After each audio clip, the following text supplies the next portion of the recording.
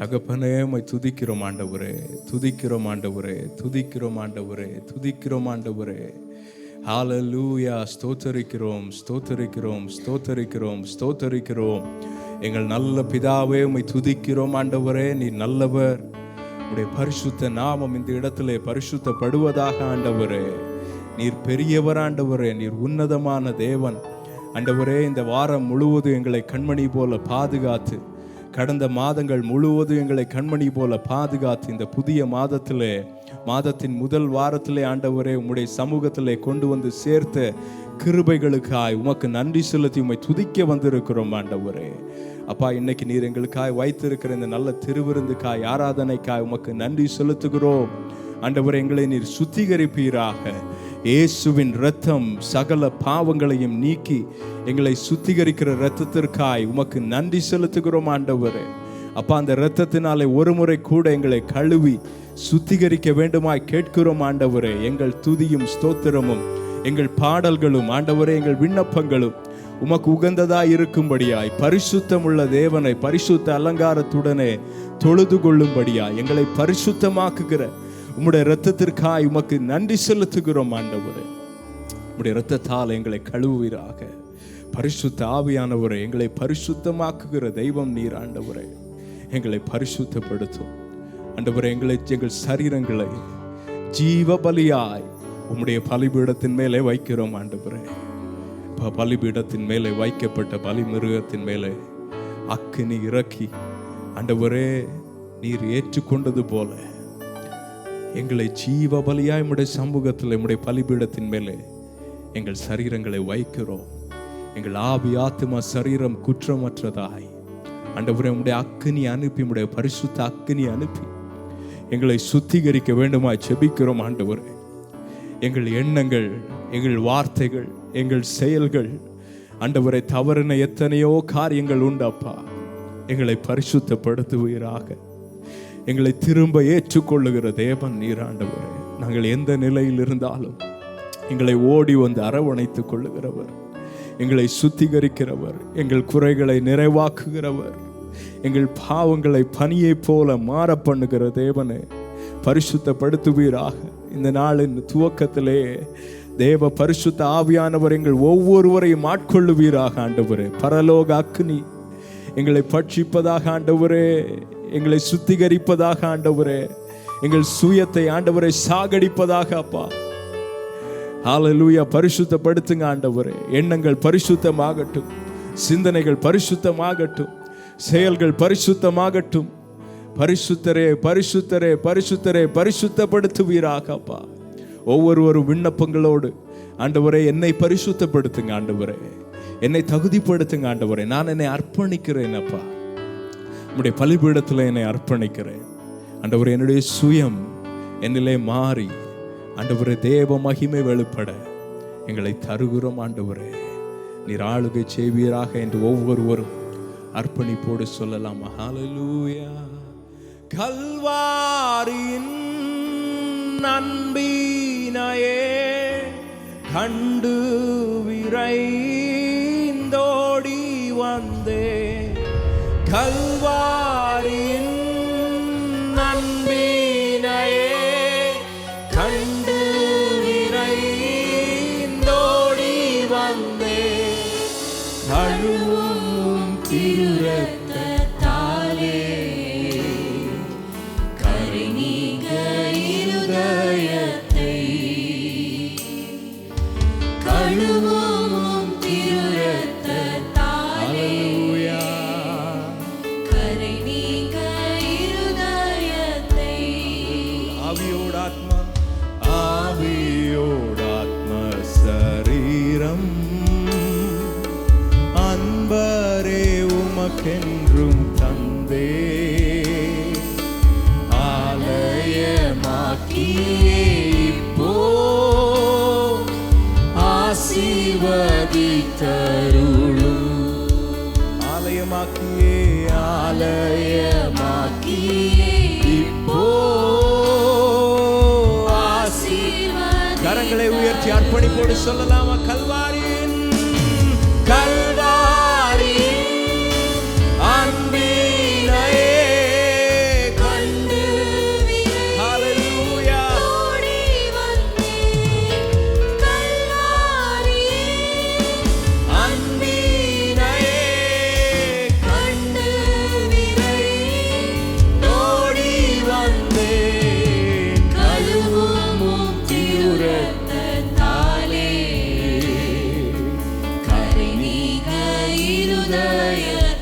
விண்ணப்பத்தோடு ஹalleluya.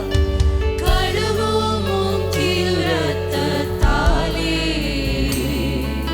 கரை நீங்க இருதயத்தை சுயமென்னில் சாம்பலாய் சுயமென்னில் சாம்பலாய் மாற சுத்தாவியே அனல் மூட்டும் ஜெயம் பெற்று மாமிசம் சாக தேவாருள் செய்குவே. சுயமென்னில் சாம்பலாய் சுயமென்னில் சாம்பலாய் மாற சுத்தாவியே. ஆண்டவரே, நாங்கள் ஜெபிக்கும் போதே அப்பா பரிசுத்த ஆவியானவர் கிரியை செய்வீராக. எங்கள் சுயம் எங்களிலே சாம்பலாய் மாறுவதாக. கல்வாரியின்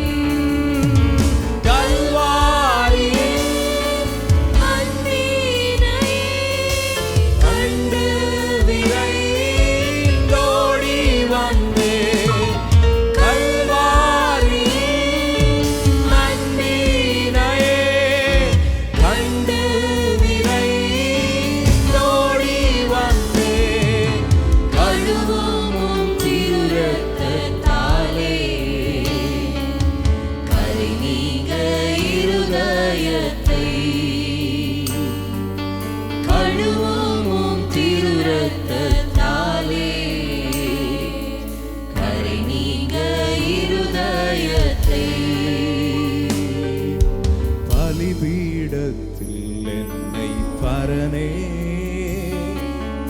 அடக்கிறேனே இந்த வேளை அடியேனை திருசித்தம் போல ஆண்டு நடத்திடுவே. அடியேனை திருசித்தம் போல ஆண்டு நடத்தி. கரங்களை உயர்த்தி கல்வாரி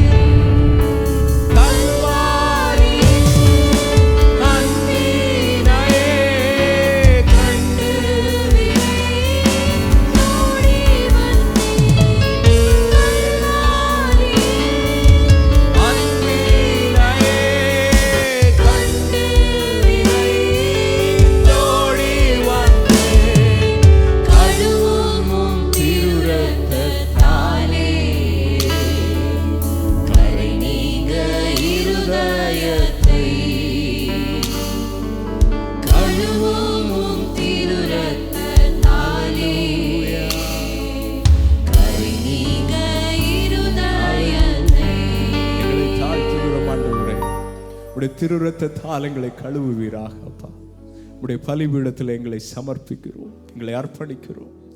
எங்களை மன்னித்து பரிசுத்தப்படுத்தி கழுவுவீராக. நீர் பரிசுத்தர் ஆண்டவரே, சேனைகளின் கர்த்தர் பரிசுத்தர்.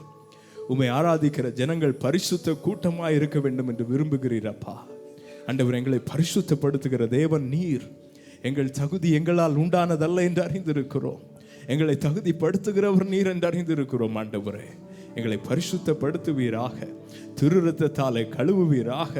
பரிசுத்த ஆவியானவர் அசைவாடுவீராக. ஆண்டவரே, பரிசுத்த ஆவியானவர் அசைவாடுகிற இடத்துல விடுதலை உண்டு. ஆவியானவர் எங்கேயோ அங்கே விடுதலை உண்டு. ஆண்டவரே, விடுவிக்கிற தேவனீர் அசைவாடுவீராக, எழுந்தருளுவீராக. சத்துரு மேற்கொள்ளாதபடிக்கு தேவன் எழுந்தருளுவீராக. அப்பா, தேவ பலத்தினாலே, தேவ வல்லமையினாலே எங்களை நிரப்புவீராக. இந்த கூடுகை முழுவதும் தேவ பிரசன்னம் நிறைந்திருப்பதாக. ஆண்டவரே, வந்திருக்கிற ஒவ்வொரு பிள்ளைகளையும் அப்படியே தகுதிப்படுத்தி பரிசுத்தப்படுத்தி பலப்படுத்துவீராக. வரவேண்டிய பிள்ளைகளை தடையில்லாமல் கூட்டி சேரும். எங்கள் பாடல், எங்கள் துதி, எங்கள் ஸ்தோத்திரம், விண்ணப்பங்கள் எல்லாம் உமக்கு பிரியமானதாய் ஆண்டவரே, உமக்கு ஏற்றதாய் இருப்பதாக. எங்கள் வாயினாலே மாத்திரமல்ல ஆண்டவரே, எங்கள் உதடுகளினால் மாத்திரமல்ல, எங்கள் இருதயத்திலிருந்து ஆண்டவரே, எங்கள் சகலமும் சேர்த்து ஆண்டவரே, முழு உள்ளத்தோடும் முழு ஆத்மாவோடு உம்மை மகிமைப்படுத்த, நீர் செய்த நன்மைகளை நினைத்து உமக்கு நன்றி செலுத்த கிருபை தருவீராக. நீர் பொறுப்பெடுத்துக் கொள்ளும், ஆளுகை செய்யும்.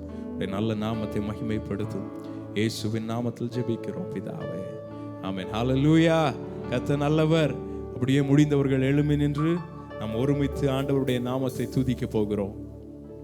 நம்முடைய கர்த்தர் எல்லாவற்றிலும் ஜெயம் எடுத்தவர். ஹல்லேலூயா. அவருக்கு தோல்வி என்பதே இல்லை, அவர் ஜெயித்தவர். ஹல்லேலூயா. அவருடைய பிள்ளைகளை குறித்தும் அவருடைய நோக்கம் ஒன்றுதான், நாம் எல்லாவற்றிலும் முற்றிலும் ஜெயம் கொள்ளுகிறவர்களாய் ஆண்டவர் நம்மையும் வைத்திருக்கிறார். ஹல்லேலூயா. கர்த்தர் நல்லவர். அதனால தான் பாட போகிறோம், இயேசு கிறிஸ்துவின் மூலமாய் நமக்கு ஜெயம் கொடுக்கிற தேவனுக்கு ஸ்தோத்திரம். அவருடைய நாமத்துக்கு மாத்திரம் ஸ்தோத்திரத்தை செலுத்தி எல்லாம் உற்சாகமாய் கரங்களை தட்டி சொல்ல போகிறோம். ஜெயம் கொடுக்கும் தேவனுக்கு கோடி கோடி ஸ்தோத்திரம். வாழ்வழிக்கும் இயேசு ராஜாவுக்கு வாழ்நாளெல்லாம் ஸ்தோத்திரம். ஜெயம் கொடுக்கும் தேவனுக்கு கோடி கோடி ஸ்தோத்திரம். வாழ்வழிக்கும் இயேசு ராஜாவுக்கு வாழ்நாளெல்லாம் ஸ்தோத்திரம். அல்லேலூயா அல்லேலூயா பாடுவேன், ஆனந்த துனியா உயர்த்துவேன். அல்லேலூயா அல்லேலூயா பாடுவேன், ஆனந்த துனியா உயர்த்துவேன். ஜெயம் கொடுக்கும் தேவனுக்கு கோடி கோடி ஸ்தோத்திரம். விசுவாசத்தோட அறிக்கை செய்யுங்க. வாழ்வழிக்கும் இயேசு ராஜாவுக்கு வாழ்நாளெல்லாம் ஸ்தோத்திரம்.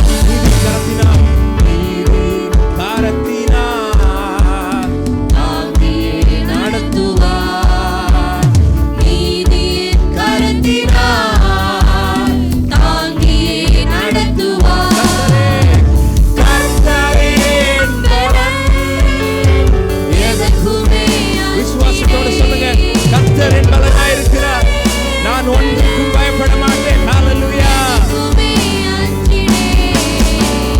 ஜெயம் கொடுக்கும் தேவனுக்கு கோடி கோடி ஸ்தோத்திரம். வாழ்வழிக்கும் இயேசு ராஜாவுக்கு வாழ்நாளெல்லாம் ஸ்தோத்திரம். அற்புதம் செய்பவர், அற்புதம் செய்பவர், அகிலம் படைத்தவர். அற்புதம் செய்பவர், அகிலம் படைத்தவர். யுத்தத்தில் வல்லவர், மீட்பர் ஜெயிக்கிறார். யுத்தத்தில் வல்லவர், மீட்பர் ஜெயிக்கிறார். ஜெயம் கொடுக்கும் தேவனுக்கு கோடி கோடி ஸ்தோத்திரம். வாழ்வழிக்கும் இயேசு ராஜாவுக்கு வாழ்நாளெல்லாம் ஸ்தோத்திரம். ஜெயம் கொடுக்கும் ஜெயம் கொடுக்கும் தேவனுக்கு கோடி கோடி ஹல்லேலூயா. வாழ்வழிக்கும் இயேசு ராஜாவுக்கு வாழ்நாளெல்லாம் உண்மை தேவனே, உண்மை தேவனே, உருக்கம் நிறைந்தவர். உண்மை தேவனே, உருக்கம் நிறைந்தவர். என்னை காப்பவர், உறங்குவதில்லையே. என்னை காப்பவர், உறங்குவதில்லையே. ஜெயம் கொடுக்கும் தேவனுக்கு கோடி கோடி ஸ்தோத்திரம். வாழ்வழிக்கும் இயேசு ராஜாவுக்கு வாழ்நாளெல்லாம் ஸ்தோத்திரம். ஜெயம் கொடுக்கும் தேவனுக்கு கோடி கோடி ஸ்தோத்திரம். வாழ்வழிக்கும் இயேசு ராஜாவுக்கு வாழ்நாளெல்லாம் ஸ்தோத்திரம். ஹல்லேலூயா. அல்லேலூயா அல்லேலூயா பாடுவேன், ஆனந்த துனியால் உயர்த்துவேன். அல்லேலூயா அல்லேலூயா பாடுவேன், ஆனந்த துனியால் உயர்த்துவேன். ஜெயம் கொடுக்கும் தேவனுக்கு கோடி கோடி ஸ்தோத்திரம். வாழ்வழிக்கும் இயேசு ராஜாவுக்கு வாழ்நாளெல்லாம் ஸ்தோத்திரம். ஜெயம் கொடுக்கும் தேவனுக்கு கோடி கோடி ஸ்தோத்திரம். வாழ்வழிக்கும் இயேசு ராஜாவுக்கு வாழ்நாளெல்லாம் நடத்துகிற தேவனுக்கு மகிமையும் கனமும் துதியும் இன்றும் என்றும் சதா காலங்களிலும் உண்டாயிருப்பதாக. ஆண்டவரே, நீர் ஒருவரே ஜெயித்தவர். ஆண்டவர், எங்களை ஜெயமாய் நடத்துகிற தேவன் நீரப்பா. ஹல்லேலூயா. எரேமியா 50:34 இப்படி சொல்லுகிறது, அவர்களுடைய மீட்பரோவெனில் வல்லமை உள்ளவர், சேனைகளின் கர்த்தர் என்பது அவருடைய நாமம்.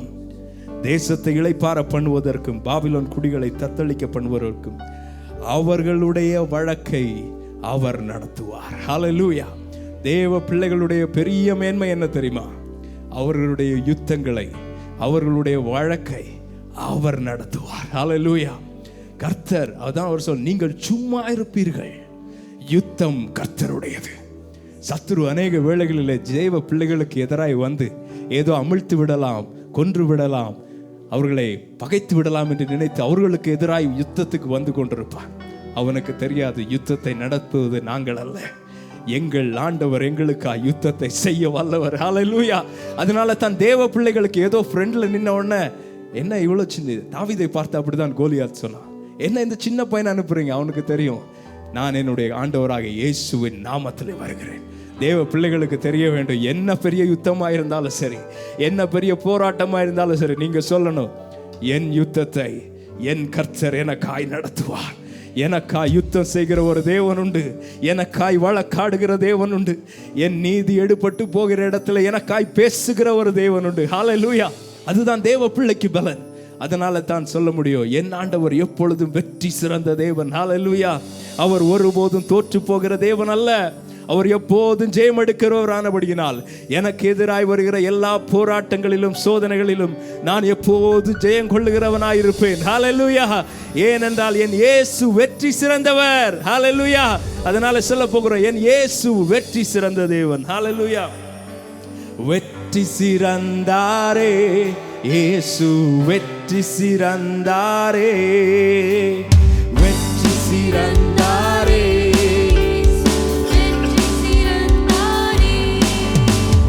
மரணத்தை வென்றாரே, பாதாளத்தை வென்றாரே, மரணத்தை வென்றாரே, பாதாளத்தை வென்றாரே. உற்சாகமாய், ராஜாதி ராஜாவாய் என்றென்றும் ஆளுகை செய்கின்றார். ராஜாதி ராஜாவாய் என்றென்றும் ஆளுகை செய்கின்றார். வெற்றி சிறந்தாரே இயேசு, வெற்றி சிறந்தாரே, வெற்றி சிறந்தாரே இயேசு, வெற்றி சிறந்தாரே. நீதிமானின் கூடாரத்தில் ரட்சிப்பின் கம்பீர சத்தம், கர்த்தரின் வலது கரம் பராக்கிரமங்கள் செய். சொல்லுங்க, நீதிமானின் கூடாரத்தில். ஹல்லேலூயா. ஒவ்வொரு வீடுகளிலும் ரட்சிப்பின் கம்பீர சத்தம் கேட்கப்படுவதாக. ஹல்லேலூயா. அவருடைய கரம் உயர்ந்திருக்கும்.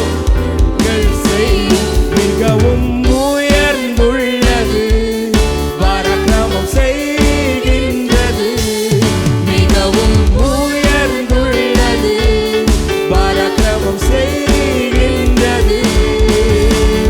வெற்றி சிறந்தாரே இயேசு, வெற்றி சிறந்தாரே, வெற்றி சிறந்தாரே இயேசு, வெற்றி சிறந்தாரே. ஆகாதென்று தள்ளினார்கள், நீராக்கினீர் மூலைக்கல்லாக. கர்த்தரின் செயலிதுவே கண்களுக்கு ஆச்சரியமாக. ஆகாதென்று தள்ளினார்கள், நீராக்கினீர் மூலைக்கல்லாக. கர்த்தரின் செயலிதுவே கண்களுக்கு ஆச்சரியமாக.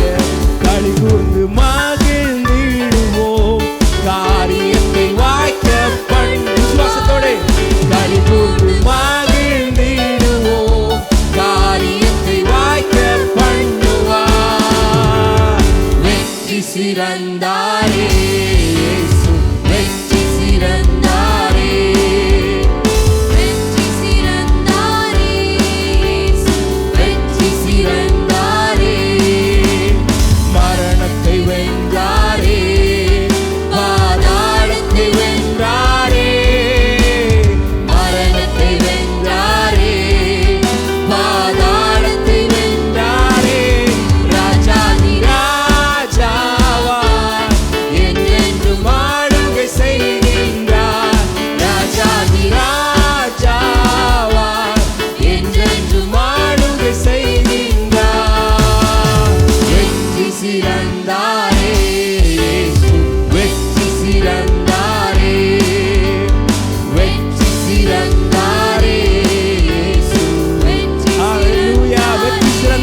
அவருக்கு கரங்களை தட்டி அவருடைய நாமத்திற்கே மகிமையை செலுத்தி அப்படியே விசுவாசத்தோடு அறிக்கை செய்யுங்க. ஆண்டவரே, என்னையும் வெற்றி சிறக்க செய்வீர். ஆண்டவரே, நீர் ஜெய வீரனாய் ஜெயித்து முன்னே செல்ல நானும் ஜெய வீரனாய் உமக்கு பின்பாய் செல்வேன். ஆண்டவரே, கர்த்தர் எத்தனை நல்லவர்.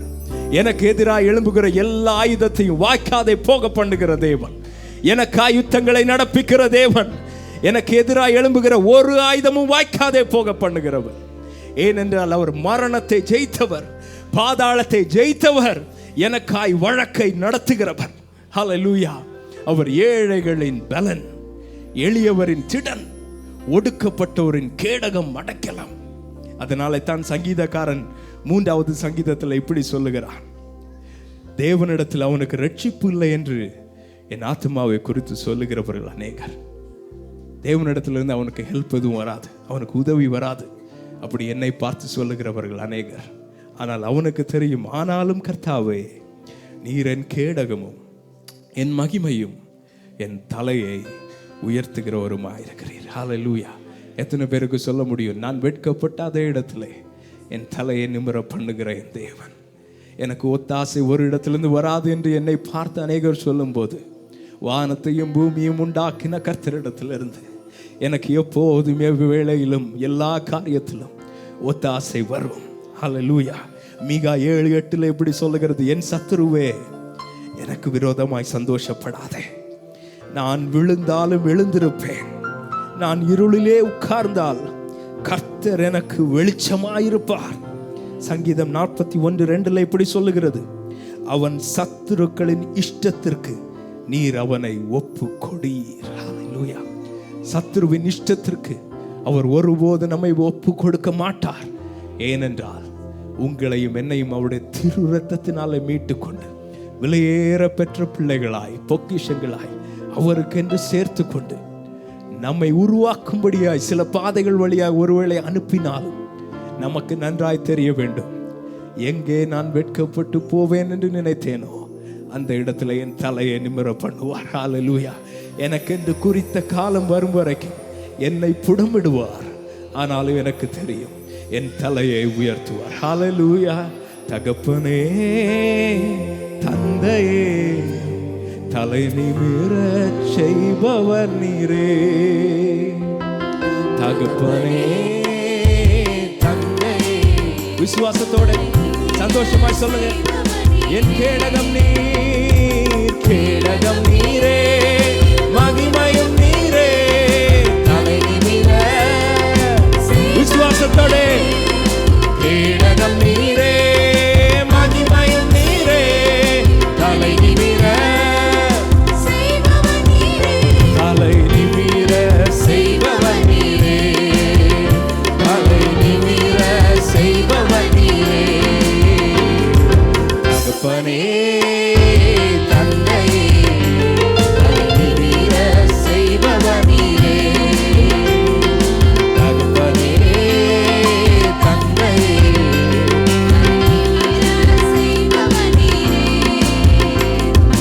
எதிரிகள் எவ்வளவாய் பெருகிவிட்டன, எதிர்த்தெழுவோர் எத்தனை மிகுந்து விட்டன. எதிரிகள் எவ்வளவாய், உங்களை நெருக்குகிற ஒவ்வொரு காரியத்தை நினைத்து சொல்லுங்க, ஆனாலும் சோர்ந்து போக மாட்டோம். ஆனாலும் சோர்ந்து போவதில்லை, தளர்ந்து விடுவதில்லை, சோர்ந்து போவதில்லை, தளர்ந்து விடுவதில்லை.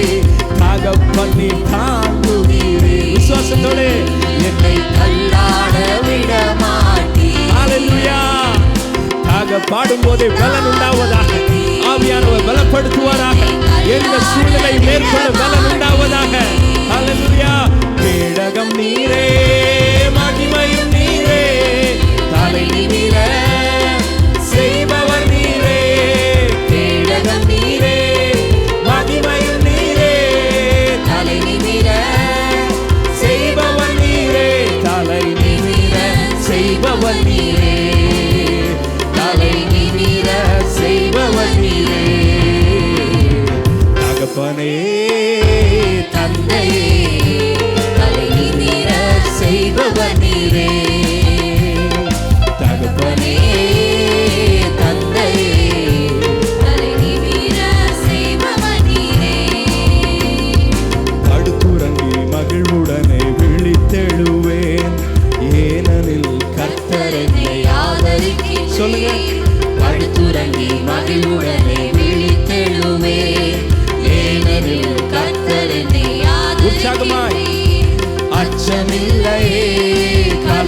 இல்லையே, அச்சம் இல்லையே, கலக்கம் இல்லையே, வெற்றி தரும் கர்த்தர் என்னோடு. அறிக்கை செய்ய. தோல்வி என்றும் எனக்கில்லையே, வெற்றி தரும் கர்த்தர் என்னோடு. தோல்வி என்றும் எனக்கில்லையே. கேடகம் நீரே, மகிமையும் நீரே, தலை நிமிர செய்பவர் நீரே. கேடகம் நீரே, மகிமையும் நீரே, தலை நிமிர செய்பவர் நீரே.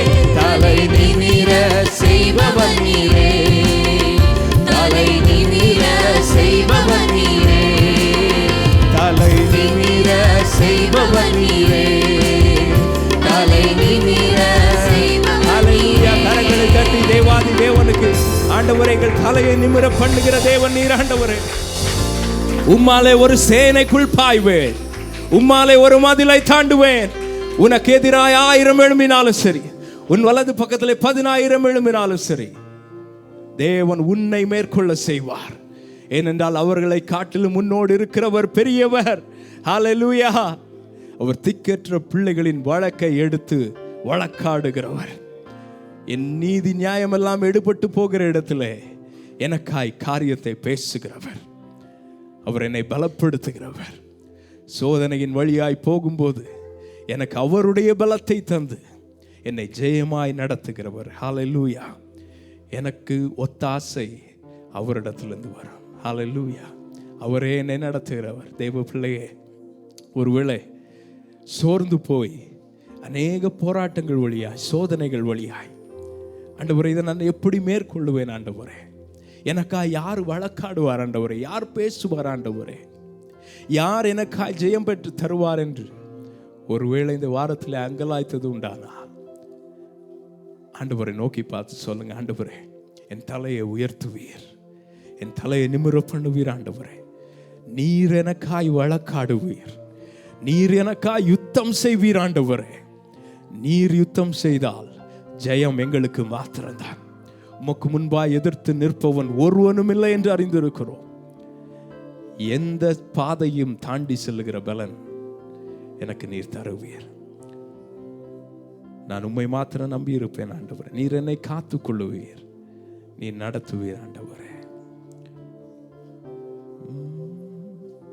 காக்கும் வல்ல மீட்பர் உண்டனக்கு, உண்டனக்கு, உண்டனக்கு.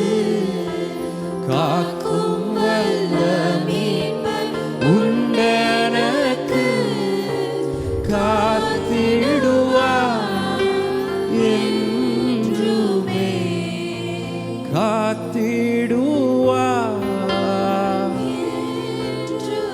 தேவஜனமே, வெறும் பாடலாய் அல்ல, உண்மையாய் விசுவாசத்தோடு அறிக்கை செய்ய போகிறோம். ஆண்டவரே நீர் என்னை காத்துக்கொள்ளுவீர், பரத்திலிருந்து எனக்கு ஜெயம் வரும். என்ன நடந்தாலும் எந்த சூழ்நிலையிலும் என்னை கைவிடாத தேவன் கூட இருப்பீர் ஆண்டவரே. ஹல்லேலூயா. தொல்லை கஷ்டங்கள் சூழ்ந்திடும், துன்பம் துக்கம் வரும், இன்பத்தில் துன்பம் நேர்ந்திடும், இருளாய் தோன்றும் எங்கும் சோதனை வரும் வேளையில் சொற்கேட்கும் சேவிலே பாரத்தில் இருந்து ஜெயம் வரும். மரணத்தை காக்க வல்லோர், பாரத்தில் இருந்து ஜெயம் வரும்.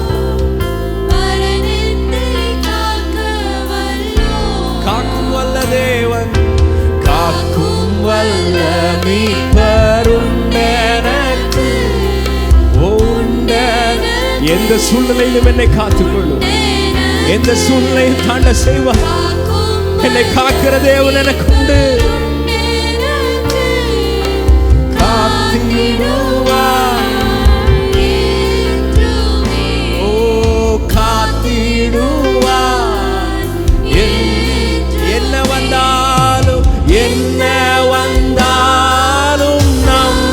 அறிக்கை செய்க. என் நேசமீட்பரை யார் கைவிட்டாலும் பின் செல்வேன், எனது இயேசுவை அகல ஆழ உயரமா. நன்றி ஆண்டவரே. என்ன துன்பங்கள் வந்தாலும் அவர் என்னை கைவிட மாட்டார். என்ன துன்பங்கள் வந்தாலும் அவர் என்னை கைவிட மாட்டார். காக்கும் வல்ல தேவன், காக்கும் வல்ல மீட்பர் உண்டெனக்கு, உண்டெனக்கு, உண்டெனக்கு. காக்கும் வல்ல மீட்பர் உண்டெனக்கு, காத்திடுவார் என்றுமே, காத்திடுவார் என்றுமே. என் தேவன் எனக்கா ஏதாகிலும் செய்திடுவார் என்றாகிலும் என்னை மறந்தது உண்டா? என் தேவன் ஹல்லேலூயா, அவரே எனக்காய் காரியங்களை நடப்பிப்பார். என்னை மறந்தது உண்டு. என் தேவன், என் தேவன் எனக்காய் ஏதாகிலும் செய்திடுவார் என்றாகிலும் என்னை மறந்தது உண்டா? என் தேவன் எனக்காய் ஏதாகிலும் செய்திடுவார் என்றாகிலும் என்னை மறந்தது உண்டா? கிரகிக்க முடியா காரியம் செய்வீர் சர்வஞானியே, உம்மை ஆராதிப்பேன். கிரகிக்க முடியா காரியம் செய்வீர் சர்வஞானியே, உம்மை ஆராதிப்பேன். விவரிக்க முடியாத அதிசயங்கள், நாங்கள் கிரகிக்க முடியாத பெரிய காரியங்கள் எங்கள் வாழ்க்கையில செய்ய போகிறதற்காய் எங்கள் கரங்களை தட்டி உமக்கு நன்றி செலுத்துகிறோம் என்று சொல்லி, கரங்களை பலமாய் தட்டி விசுவாசத்தோடு, என் வாழ்க்கையில எனக்காய் யுத்தம் செய்கிற தேவன், எனக்காய் பெரிய காரியங்களையும் அற்புதங்களையும் செய்ய வல்லவர், என் தலையை நிமிர பண்ணுகிற தேவன் எனக்கு இருக்கிறார். ஹல்லேலூயா. கர்த்தர் நல்லவர். தகப்பனே, உம்முடைய நல்ல நாமத்திற்கு மாத்திரம் மகிமையை செலுத்துகிறோம் ஆண்டவரே. நீர் நல்லவர் ஆண்டவரே. ஏழைகளின் பலன், எளியவரின் திடன் ஆண்டவரே. ஒடுக்கப்பட்ட ஜனங்களின் பாதுகாவல். உம்மையே துதிக்கிறோம். உடைய பிள்ளைகளா எங்களை சேர்த்து கொண்டதற்காய், உடைய திரு ரத்தம் சிந்தி மீட்டதற்காய் உமக்கு நன்றி செலுத்துகிறோம். நாங்கள் நினைவு கூர்ந்து உம்முடைய நாமத்திற்கும் உடைய அன்புக்கும் ஆண்டவரை நன்றி செலுத்துகிறோம், மகிமைப்படுத்துகிறோம். இதனால் ஆராதனை பொறுப்படுத்துவதற்காக ஸ்தோத்திரம். வந்த ஒவ்வொரு பிள்ளைகளையும் அந்த சொன்ன வார்த்தைகளின் படியே பலப்படுத்துவீராக, தைரியப்படுத்துவீராக, கடந்து போகிற பாதையில ஜெயமாய் நடக்க பண்ணுவீராக ஆண்டவரே. அநேகம் பேருக்கு சாட்சியாக உம்முடைய நாம மகிமைக்கென்று உடைய ஜனங்களை நிறுத்தும். மீதம் இருக்கிற பகுதியை பொறுப்பெடுத்துக் கொள்ளும். தேவையான வார்த்தைகளை தாரும். உடைய மகனை பலப்படுத்தும், பந்திக்கங்களை தகுதிப்படுத்தும். எல்லாவற்றையும் நீ பொறுப்பெடுத்துக் கொள்ளும். இயேசுவின் நாமத்தில் ஜெபிக்கிறோம் பிதாவே, ஆமென். ஹல்லேலூயா. கர்த்தர் நல்லவர். அப்படியே உட்கார்ந்து கொள்ளுங்கள். கர்த்தருடைய பரிசுத்த நாமத்திற்கு மகிமை உண்டாவதாக. கர்த்தர் நல்லவர். இந்த நாளிலும் ஆராதிக்க வந்திருக்கிற ஒவ்வொரு தெய்வ பிள்ளைகளையும் ஆண்டவராக இயேசுவின் நாமத்தினாலே வாழ்த்தி வரவேற்கிறோம். கர்த்தர் நல்லவர். இந்த நாளிலே யாராவது இந்த இடத்துல புதிதாய், இன்றைக்கு புதிதாய் ஆராதிக்க வந்தவங்க யாராவது இருந்தீங்கன்னா எழும்பி நில்லுங்க. உங்களை வரவேற்க விரும்புகிறோம். யாராவது இருக்கீங்களா புதுசாக வந்தவங்க? இன்னைக்கு யாரும் இல்லை. கர்த்தர் நல்லவர். இந்த வாரத்தில் பர்த்டே செலிப்ரேட் பண்ணுறவங்க யாராவது இருக்கீங்களா? பர்த்டே செலிப்ரேட் பண்ணுறவங்க வருகிற வாரத்தில் பிரதர் பென்னி, வேறு யாராவது இருக்கீங்களா? ஓகே, அவர்களை பாடி வாழ்த்தலாம். Happy birthday to you, a happy birthday to you. Every day of the year, may you feel Jesus near. Happy birthday to you, a happy and the best day you ever had. Hallelujah. ஆண்டவர் ஆசீர்வதிப்பாராக. இந்த இந்த வாரத்தில் wedding anniversary celebrate பண்ணுறவங்க யாராவது இருக்கீங்களா? இந்த வாரத்தில் திருமண நாள் கொண்டாடுகிற யாராவது இருக்கிறீங்களா? இல்லை. சரி, கர்த்தர் நல்லவர். நாம் கொஞ்ச நாட்களாக பண்ணி கொண்டிருக்கிறது போல் இந்த ஆராதனைக்கு முன்பாக ஒரு 15 நிமிடம் இந்த பட்டணத்தில் இந்த இடத்துல இருக்கிற அநேக ரட்சிக்கப்படாத ஜனங்களுக்காய் நாம் ஜெபிப்பது வழக்கம். அதனால நீங்கள் 11 மணிக்கு இங்கே ஆராதனை, அதற்கு முன்பாய் எப்போ எவ்வளோ ஏர்லியாக வந்தாலும் சரி அந்த ஜெபத்திலும் நீங்கள் பங்கு கொள்ளும்படியாய் உங்களை அன்போடு அழைக்கிறேன். நாம் போன வாரத்தில் சொன்னது போல் நாம் சண்டே மட்டும்தான் இப்போ மீட் பண்ணிகிட்ருக்கோம் ஃபேஸ் டு ஃபேஸ். ஏன்னா நமக்கு இட வசதி இல்லை. ஆனால் அதனாலே நம்ம போன வாரத்துலேருந்து ஒரு வெனஸ்டே எவ்ரி வெனஸ்டே நம்ம ஒரு ப்ரேயர் மீட்டிங் மாதிரி நம்ம ஒரு ஆன்லைனில் மீட்டிங்கில் ஜாயின் பண்ணுறோம். போன வாரம் ஆச்சரியமாக ஏறக்குறைய 13 குடும்பத்திற்கும் மேலாக ஃபஸ்ட் டேலே ஜாயின் பண்ணி நாம் அந்த ப்ரேயரை ஸ்டார்ட் பண்ணோம். நான் 5-6 பேர் தான் எதிர்பார்த்தேன். ஆனால் அதிசயம், ஏன்னா அது ஒர்க்கிங் டே ஈவினிங் டைமிங் தெரியல. ஆனாலும் அன்னைக்கு 13 குடும்பத்திற்கு மேலாக அன்னைக்கு ஜாயின் பண்ணியிருந்தாங்க. ரொம்ப சந்தோஷமாக இருந்தது. மாறி மாறி அநேகம் பேரை இன்ட்ரடியூஸ் பண்ணுறதுக்கு, அநேக காரியங்களுக்காக ஜெபிப்பதற்கு அதில் மிகவும் சந்தோஷமாக இருந்தது. ஒருவேளை உங்களுக்கு பங்கெடுக்க முடியவில்லை என்றால் கூட உங்களுக்கு ஏதாவது சபையாய் ஜெபிக்க வேண்டிய ப்ரேயர் ரிக்வெஸ்ட், ஏதாவது ப்ரேயர் பாயிண்ட்ஸ் இருக்குமானால் அதை நீங்கள் எங்களுக்கு தெரியப்படுத்துங்கள். அதில் நாம் சேர்ந்து குடும்பமாய் சேர்ந்து அதில் ஒவ்வொரு காரியங்களுக்காக நாம் அதில் ஜெபித்து வருகிறோம். கர்த்தர் பெரிய காரியங்களை செய்வார்.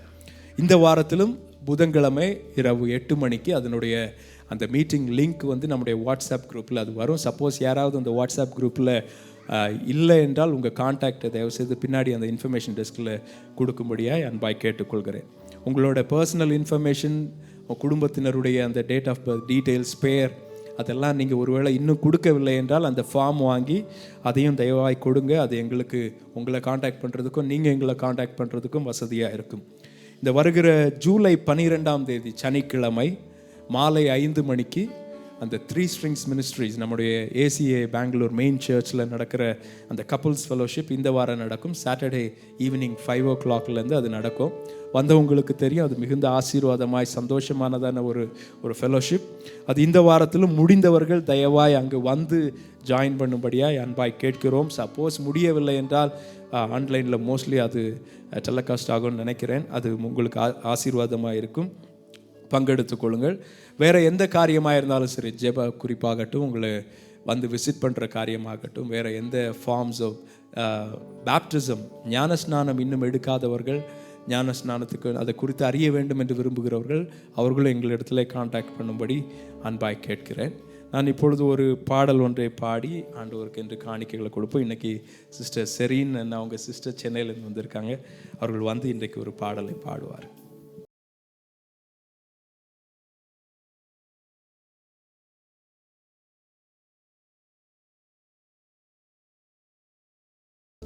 Oh, what a wonderful, wonderful day, day I will never forget. After I'd wandered in darkness away, Jesus my Savior I met. Oh, what a tender, compassionate friend, He met the need of my heart. Shadows dispelling with joy I am tell, He made all the darkness depart. Heaven came down and glory filled my soul, when at the cross my Savior made me whole. My sins were washed away, and my night would dawn today. Heaven came down and glory filled my soul. Born of the Spirit with life from above, into God's family divine, justified fully through Calvary's love. Oh, what a standing is mine, and the transaction so quickly was made, when as a sinner I came, took up the offer of grace He did provide.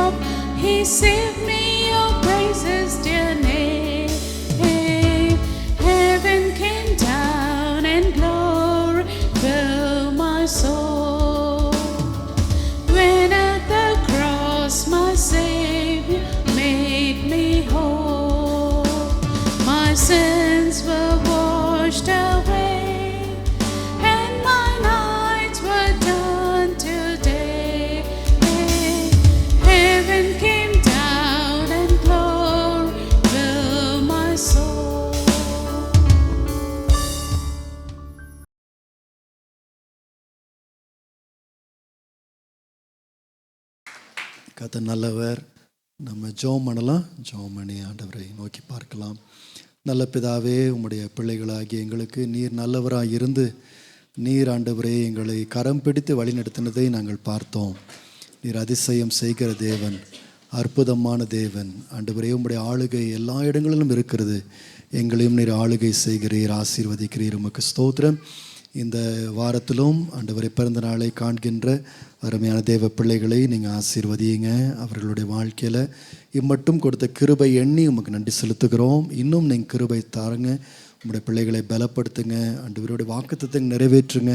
உங்களுடைய பிள்ளைகள் வாழ்க்கையில் உங்களுடைய உண்மையை நீங்கள் வெளிப்படுத்தி காண்பிக்கும்படியாக ஜெபிக்கிறோம். என்ன தேவையாக இருந்தாலும் நீங்கள் சந்தியுங்க. ஆண்டவரே, உமக்கு ஸ்தோத்திரம். மற்றபடி உங்களுடைய பிள்ளைகள் கர்த்தாவே யாராகிலும் இங்கே தேவையோடு வந்திருந்தால் கர்த்தர் நீர் கிருபையாக இறங்கி தேவைகளை சந்தித்து குறைவுகளை எல்லாம் நீக்கி கர்த்தர் அன்று அதிசயம் செய்யும்படியாக நாங்கள் ஜெபிக்கிறோம். உமக்கு ஸ்தோத்திரம், உமக்கு ஸ்தோத்திரம். ஆண்டவரே, மகள் ஜெயனட்டுக்காக நன்றியோடுமை ஸ்தோத்திரிக்கிறோம். அவளுக்கு கொடுத்த குழந்தைக்காக ஸ்தோத்திரம். இம்மட்டும் கர்த்தாவை நீர் ஆசீர்வதித்து அவர்களை பலப்படுத்தி தாயையும் மகளையும் கர்த்தாவி நீர் உம்முடைய கிருபையினாலே ஆண்டவரை தாங்கி நீர் உமக்கு ஸ்தோத்திரம். இன்றைக்கும் அவர்கள் ஆண்டவரை ஆலயத்துக்கு வரும்படியாய் கர்த்தர் கொடுத்த கிருபைக்காக ஸ்தோத்திரம். தொடர்ந்து உம்முடைய பிள்ளைகளை ஆசீர்வதிங்க. வளரும் போதே உம்முடைய கிருபையோட ஞானத்தோடு பிள்ளையை வளரத்தக்கதாக உதவி செய்யுங்க. தாய்க்கும் கர்த்தாவே சரீரத்தில் நல்ல சுகத்தையும் பலனையும் தந்து வழிநடத்துங்க. ஆண்டவரே, உமக்கு ஸ்தோத்திரம். ஆண்டவரே, எங்களுடைய வாழ்க்கையும் மட்டும் ஆண்டவரே நீங்கள் ஆண்டவரே ஒருபோது கைவிடாத தேவனாய் வழிநடத்துனீங்க. இனிமேல் வழிநடத்துவீங்க. இப்பொழுது உங்களுடைய வார்த்தையை கொண்டு எங்களோடு நீங்கள் பேசுங்கப்பா. உங்களுடைய வார்த்தையை நடக்க எங்களுக்கு உதவி செய்யும். ஆண்டவரே, உங்களுடைய வார்த்தை எங்களை தெளிவுபடுத்தட்டும். உங்களுடைய வார்த்தை எங்களை வழி நடத்தட்டும். இயேசுவின் நாமத்தில் பிதாவே, ஆமேன், ஆமேன், ஆமேன். சண்டே ஸ்கூல் மினிஸ்ட்ரியிலிருந்து ஒரு காரியம் சொல்லியிருக்கிறாங்க. அதாவது 20ஆம் தேதி நம்முடைய சண்டே ஸ்கூல் பிள்ளைகளுக்கு ரெகுலர் அசஸ்மெண்ட் ஒன்று நடைபெறுமா. So it's basically Sunday school exam. So அதனால் சண்டே ஸ்கூல் எக்ஸாம் போர்ஷன்ஸ் வந்து பிள்ளைகளுக்கு கொடுக்கப்படும். அப்புறம் பேரண்ட்ஸ் குரூப்பில் அந்த என்ன போர்ஷன்ஸோ கொடுப்பாங்க அப்படின்னு போட்டிருக்கிறாங்க. ஸோ எல்லா பிள்ளைகளுக்கும் கண்டிப்பாக அசஸ்மெண்ட் இருக்கின்றது. ஸோ கண்டிப்பாக தவறாமல் கலந்து கொள்ளணும் அப்படின்னு சொல்லி ஸோ எக்ஸாம் கொஸ்டின்ஸ்லாம் கொடுத்துருப்பாங்க. ஆகவே பெற்றோர் எல்லாம் படிக்க ஆரம்பிங்க. சரிங்களா? உங்களுக்கு தான் எக்ஸாமு. சரி, ஆகவே கர்த்தர் நாம் மையப்படுவதாக. கர்த்தர் உங்களை ஆசீர்வதிப்பார். இன்றைக்கு வந்து இந்த ஜூலை 6ஆம் தேதி என்னுடைய தகப்பனார் கர்த்தருக்குள் நித்திரை அடைந்து 2வது வருஷம் ஆகின்றது இன்றைக்கு. This is the second year of my Appa, Pastor Thomas Raj has promoted to glory. So 2023ஆம் ஆண்டிலே இன்றைக்கு தான் அவர்கள் கர்த்தருக்குள்ளே நித்திரை அடைந்தார்கள். On 2023, the same day, he was promoted to glory. கடந்த 2 வருஷங்களாக அவர்களை நினைக்காத நாட்கள் இல்லை. For the past 2 years, there is not even a single day without remembering him. விசேஷமாக இந்த பெங்களூர் ஊழியங்களுக்கு அப்பா வந்து கொடுத்த ஆதரவு, ஜெபம், அன்பு, சப்போர்ட்டை வந்து குறைத்து சொல்ல முடியாது. நான் We cannot underestimate the support, the love and the concern which he showed for Bangalore ministries. நான் இந்த சபையை பொறுப்பேற்ற போது எனக்கு 28 வயசு தான். When I took charge, I was just 28 years old. ஒரு போதகருடைய குடும்பத்தில் பிறந்து ஊழியம் பற்றி நிறைய காரியங்கள் தெரிந்தாலும் எனக்கு ஊழியத்தை பொறுப்பேற்று நடத்துவது எனக்கு ஒரு புதிய விஷயமா இருந்துச்சு. Even though I was born in a pastoral family and I have seen the ministries, to take charge and take the responsibility of the ministry was a difficult task. ஒரு ஊழியத்தை கட்டி எழுப்புவது, இருக்கின்ற ஆட்களை பார்த்து கொள்வது, அந்த மாதிரி காரியங்கள்லாம் வந்து எனக்கு அவ்வளோ திறமை இல்லை. ஆக்சுவலாக I was not very skilled in building the ministry and also taking care of the sheep. ஆகவே ஆரம்ப நாட்களில் ரொம்ப தடுமாறினேன். And therefore in the beginning I struggled a lot. ஆனால் அப்பா இருந்ததுனால ரொம்ப ஒரு உதவியாக இருந்தது. But since my father was there, it was very helpful for me. அவர்களுடைய ஆலோசனை, அவர்களுடைய கைடன்ஸ் வந்து எனக்கு ரொம்ப விசேஷமானதாக இருந்தது. His advice and guidance was very precious to me. அடிக்கடி வருவார்கள், சர்ச்சுக்குள்ள வந்து மீட்டிங் நடத்துவாங்க. Frequently he will come and conduct meetings inside the church. என்னையும் என்னோடு ஊழியத்தில் ஈடுபட்டிருந்த சபையின் தலைவர்களையும் ரொம்ப உற்சாகப்படுத்தினாங்க. He used to encourage me and as well as the elders of the church. கிட்டத்தட்ட இது அவர்களுடைய சபையை போலவே அவர்கள் விசாரிப்பாங்க. He treated our church as if it is his own church. Every Monday morning call பண்ணிடுவாங்க. Every Monday he used to ring us. யாரெல்லாம் வந்தது யாரெல்லாம் வரலன்னு கேட்பாங்க. He will ask me who are all the people who attended and who could not attend. என்ன பிரச்சனைகளாக இருந்தாலும் நான் கொடுக்குற சொல்யூஷனும் அவங்க கொடுக்குற சொல்யூஷனும் அப்படியே வித்தியாசமாக இருக்கும். Whatever the problem it is, the solution which he gave and I gave was totally different. அவருடைய அனுபவம் அவர்களுடைய ஆவிக்குரிய தன்மை எனக்கு ரொம்ப பெரிய பிரயோஜனமாக இருந்தது. It was very useful, his experience and his spirituality. இல்லாவிட்டால் ஊழியத்தில் ஆரம்பத்தில் ரொம்ப தனிமையை நானும் என் மனைவியும் உணர்ந்தோம். Because in the beginning we felt a lot of isolation during our initial days of ministry. சில மிஸ்டேக்ஸ்லாம் கூட பண்ணோம். We did even some mistakes. எப்படி அதை ஹேண்டில் பண்ணணும் சில காரியங்கள்லாம் தெரியல. We did not know how to handle those. அந்த மாதிரி நேரத்தில் அப்பா ஒரு சாலிடான ஒரு பில்லராக இருந்தாங்க. During those times my father was like a strong pillar of support. அவர்கள் கடந்து போனது ஒரு பெரிய இழப்பு தான் எங்களுக்கு. His passing away was a great loss for us. ஆனாலும் கர்த்தர் நல்லவர். But still God is good. கர்த்தர் நடத்தினார். And God is leading. கர்த்தருக்கே மகிமை உண்டாகட்டும். All glory to God alone. இன்னைக்கு 1 யோவான் 1:5-10 உள்ள பகுதியை நாம் தியானிக்க போகின்றோம். Today we are going to meditate from the book of 1 John chapter 1 verses 5 to 10. அப்பாவுடைய வாழ்க்கையில அநேக காரியங்களை நான் ஒப்பிட்டு நான் பேசுவேன். I want to compare many things to the life of my father. அப்படி பேசும்போது இந்த வசனம் நல்லா எனக்கு புரிஞ்ச மாதிரி தெரிஞ்சது எனக்கு. When I was comparing, I was able to understand the scriptures in a better manner. So அதனால இன்றைக்கு செய்தியின் தலைப்பு காட்லி வாக், ஒரு தெய்வீக நடக்கை. And today's title of the sermon is a godly walk. வாசிக்கலாம் 1 யோவான் 1:5.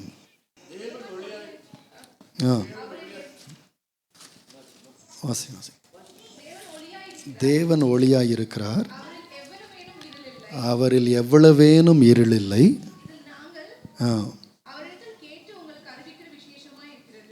அப்போ ஒரே ஒரு செய்தி தான் அங்கே சொல்லுகிறாரு. There is only one message over there. தேவன் எப்படி இருக்கிறாரா? ஒளியாய் இருக்கிறார். God is light. அப்போ இந்த வசனத்தை கரெக்டாக புரிஞ்சுக்கணும். ஏன்னா சில பேர் எப்படி யோசிக்கிறாங்க, தேவன் ஒளியாக இருக்கிறாருன்னா அவரை பார்க்க முடியாது, அவர் அப்படியே ஒரு 1000 வாட்ஸ் பல்பு போல் அப்படி எரிஞ்சுக்கிட்டு இருப்பார்னு யோசிக்கிறாங்க. We should not misunderstand the statement because many think if God is light, it is like a 1000-watt bulb glowing. தேவன் ஒளினா அப்படியே லைட்னு நினைக்கிறாங்க. லிட்டரலாக எழுத்தின் பிரகாரமாக அந்த வசனத்தை பார்க்க They literally view the scripture as a light. ஆனால் அப்படி கிடையாது. இது It is not so. ஒரு எக்ஸாம்பிளாக சொல்கிறேன். Example I would like to quote. நம்ம கூட நிறைய வார்த்தைகள் யூஸ் பண்ணுவோம், ஆனால் அதனோட அர்த்தம் வேறையாக இருக்கும். Many times we use many words but the meaning and the context would be different. உதாரணமாக, for example, he is a very cool guy அப்படின்னு சொல்லுவோம். we will say that cool கை அப்படின்றவங்க, கூல் ரொம்ப கூலான மனுஷன் அப்படின்றோம். நம்ம we often say that he is a cool guy. எழுத்தின் பிரகாரமாக எடுத்தால் என்ன அர்த்தம்? But if you take it literally, what does it mean? அவர் எப்பவுமே மைனஸ்ல இருப்பார் அப்படின்னு அர்த்தம் இல்ல.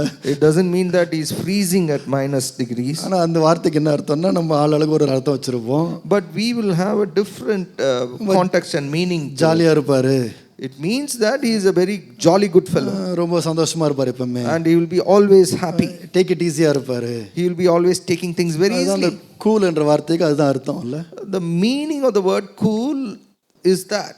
சில பேர் சொல்றாங்க இதான் ரொம்ப trendy இப்போன்றாங்க. And sometimes people say that this is the trend.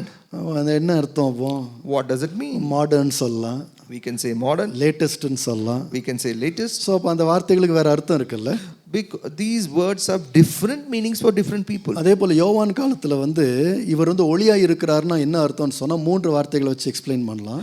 Therefore, in the times of John, he says that God is light, there are 3 explanations or meanings to it. அவர் ஒளி அப்படின்னு சொன்னால் அவர் நல்லவர். He is good. அவர் நல்லவர்.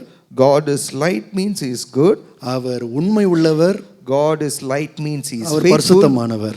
God is light means he is holy. அதே போல இன்னொருத்தரை காமிச்சா அவர் ரொம்ப இருளா இருக்கிறவர்னு சொன்னா என்ன அர்த்தம்னு சொன்னா, what does it mean when we point at someone and say he is in darkness? அது அப்படியே ஆப்போசிட் தான். It is the opposite of our being in the light. கெட்டவர்.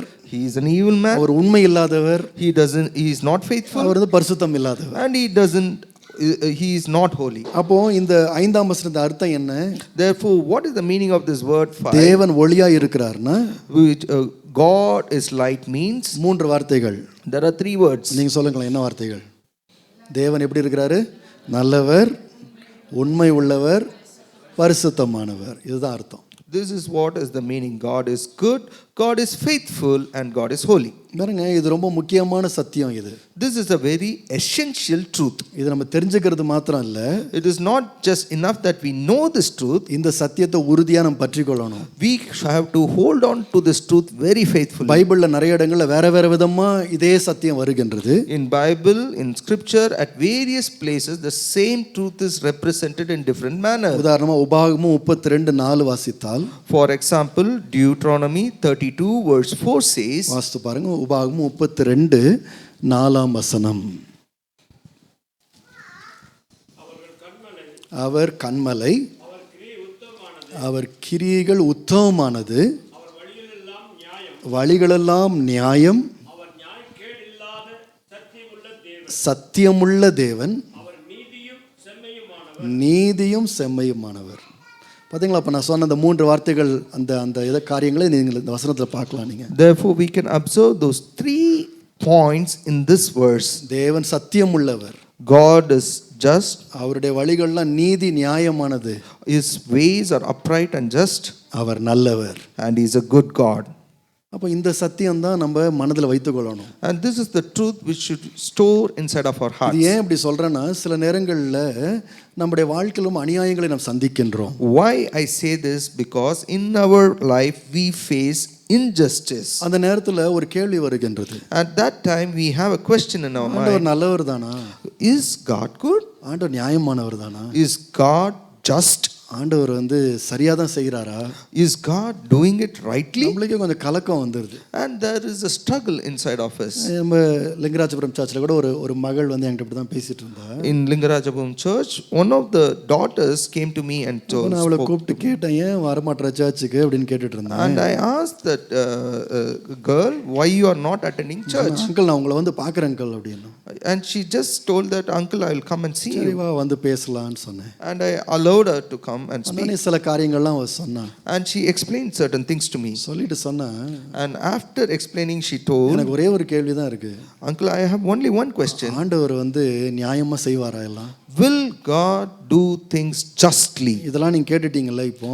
You have heard everything. என்னால இதை அக்செப்டே பண்ண முடியல. ஆண்டவர் நியாயமானவர், என்ன அக்செப்டே பண்ண முடியல. I am unable to accept the fact that God is a just God. இப்போ எல்லாத்தையும் அவன் கொட்டி முடிச்ச பிறகு அப்புறம் கேட்ட, சார் நீங்க தான் என்ன சொல்லுங்க. And after she poured out her heart, she asked me, please tell me, ஏன் இப்படிலாம் எனக்கு நடக்குதுன்னு கேட்டேன். why these unjust things are acting against me? இப்போ நான் ஒரு வசனம் காமிச்சேன், உங்களுக்கு அந்த வசனம் காமிக்கிறேன். And I showed her a verse. I want to point to the same verse to you. ஆதியாகமம் 50ஆம் அதிகாரம் 20ஆம் வசனம். In Genesis 50ஆம் அதிகாரம் 20ஆம் வசனம். chapter 50 verse 20. 50வது அதிகாரம். நீங்கள் எனக்கு தீமை செய்ய நினைத்தீர்கள், தேவனோ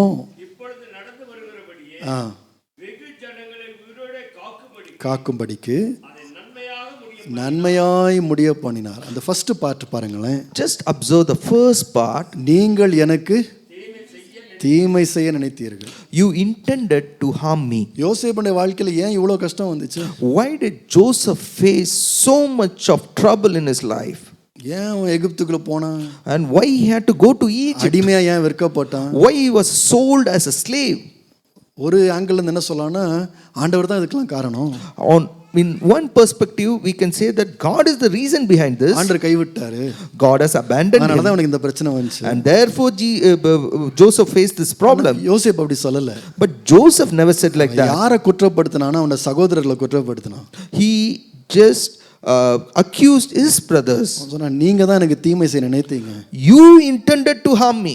அதனால என்ன கொண்டு வந்து இங்க விட்டீங்க நீங்க. And therefore you put me in this place. நிறைய அநியாயங்கள் நம்ம லைஃப்ல நீங்க பாத்தீங்கன்னா அது காரணம் ஆண்டவர் கிடையாது. And for many unjust injustices meted out to us, it is God is not the reason. சில நேரத்துல நேரடியாக மனிதர்கள் அது காரணமா இருக்காங்க. Sometimes directly men are responsible for it. வேறு சில நேரங்களிலே நாம் வாழுகின்ற உலகத்தில் இருக்கிற சிஸ்டம் இருக்கு பார்த்தீங்களா, அமைப்புகள், அது எல்லாமே அநியாயமான அமைப்புகளாக இருக்கின்றது. Sometimes the world in which we live, the systems are very unjust. கடந்த வாரத்திலே தமிழ்நாட்டில் ஒரு பெரிய ஸ்டோரி ஓடிட்டு இருக்கு. In last week in Tamil Nadu, there is a great story which is running. ஒரு புதிதாக திருமணமான ஒரு பெண் வந்து தற்கொலை பண்ணிக்கிட்டா. A newly wedded girl committed suicide. எனக்கு கரெக்டான டீட்டெயில்ஸ்லாம் எனக்கு தெரியல, எனக்கு மேலோட்டமாக தான் ஸ்டோரி தெரியும். I do not know the exact details. I know some story. சொல்கிறாங்க 200 பவுன் நகை கொடுத்தோம். They are telling that we are given 200 grams of gold. அப்புறம் ஏதோ BMW கார், ஏதோ ஒரு கார் வந்து கொடுத்தாங்க. And they have given some BMW car or something. ஆனால் மாப்பிள்ளை வீட்டுக்காரங்க என்ன சொன்னாங்கன்னா, இன்னும் 300 பவுன் நீ போடணும்னா. And this groom's parents told that you have to give something more. மாப்பிள்ளை வீட்டுக்காரங்களாம் ஒன்றும் இல்லாதவங்களாம் ஒன்றும் கிடையாது. This groom's family was well to do. அவங்களும் பெரிய கோடீஸ்வரங்க. They were crorepathi's. இந்த 300 பவுன் நகை எங்கே கொண்டு போய் வைப்பாங்க தெரியப்படான்னு கேட்டாங்க.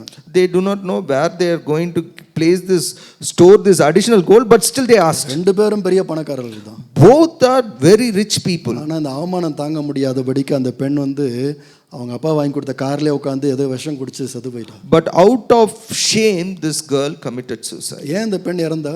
Why did this girl die? ஆண்டவர்லாம் காரணம் கிடையாது.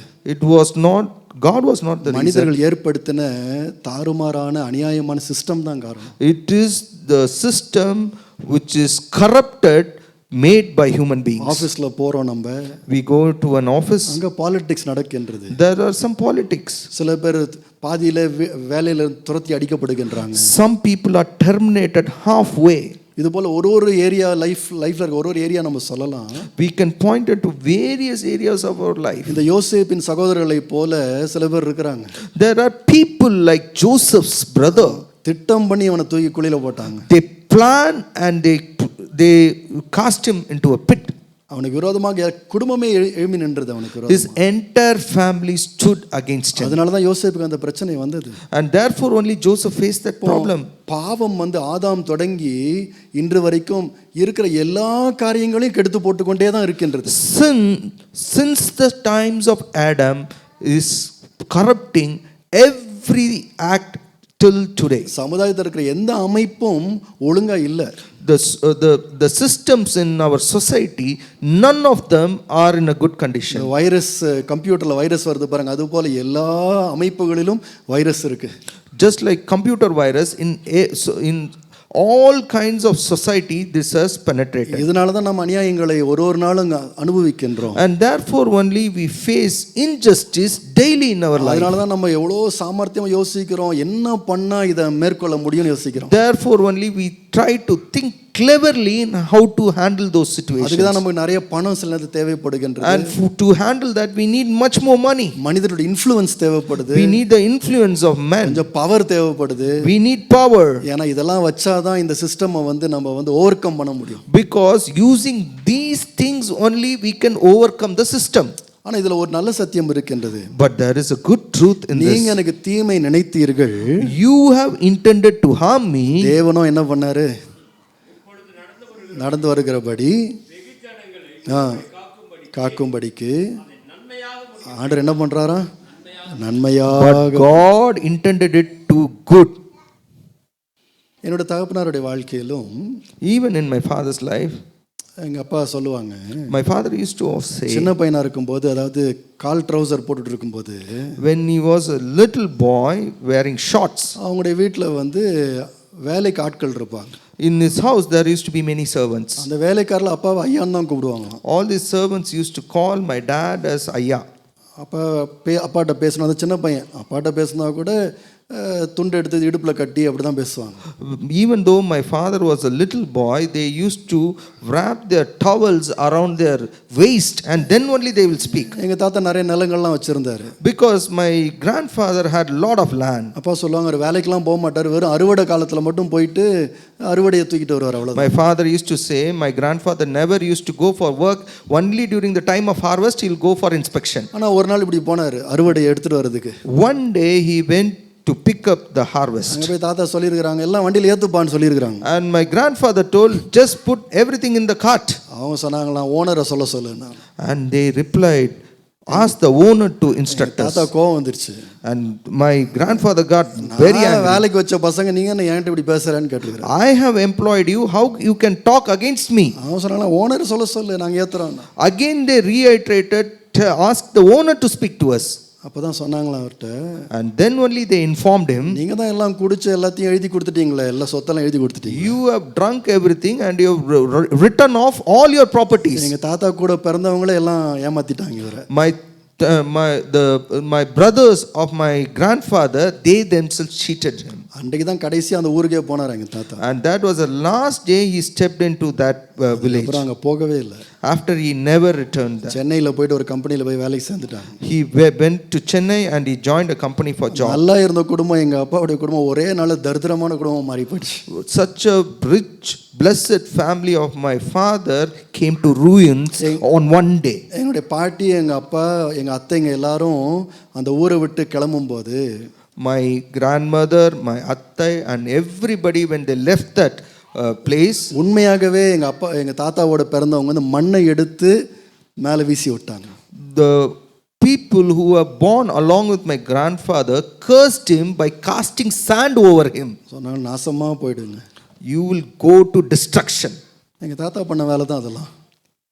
It was all the act of my grandfather. ஆகவே எங்க அப்பா இங்க சென்னைக்கு வரும்போது, Therefore, when my father came to Chennai, 13-14 வயசு. he was just 14 or 15 years old. ஆகவே அவங்களுக்கு கிடைச்ச வேலை என்னன்னு சொன்னா, ஒரு மளிகை கடையில் அரிசி எடுத்துட்டு போயிட்டு 25 கிலோமீட்டர் தள்ளி போயிட்டு அரிசி எடுத்துட்டு சைக்கிளில் எடுத்துட்டு வரணும். His job was to carry the rice bag, 25 kg rice bag on a cycle in a grocery store. That was his job. சின்ன பையனா இருந்ததுனால சில நேரத்தில் அந்த பெடல் வந்து அவங்களுக்கு எட்டாது. And since he was a small boy, he couldn't reach for the pedal with his legs. Slip ஆகி அந்த பார்ல விழுந்துருவாங்க. And many times he used to slip and fall on the bar. கீழே விழுந்துருவாங்க. And he will fall down. அந்த அரிசி மூட்டையை தூக்கி வைக்கிறது அவங்களுக்கு பலன் இல்லை. He did not have the strength enough to carry the 25 kg rice bag. கிறிஸ்தவ குடும்பத்தில் பிறந்தவங்க தான். He was born in a Christian family. ஆனா கேட்பாங்களா அந்த நேரத்தில், At that time they used to ask, ஆண்டவர்னு ஒருத்தர் இருக்கிறாரா? is there a God above? இந்த அநியாயத்தெல்லாம் பார்க்கறது இல்லையா? And he is not watching this நான் என்ன பாவம் unjust செய்தேன்? things. எங்க அப்பா பாவம் செய்தாரு. I did not do any sin. நான் My இப்படி father did the sin. நான் ஏன் இப்படி கஷ்டப்படுறேன்? And why I am struggling like this in my கொஞ்ச நாள் life? இப்படி கஷ்டப்பட்டாங்க. And for some time he was suffering like அப்புறம் this. யோசித்து பார்த்தீங்க, இப்படிலாம் இருந்தா சரிப்படாது.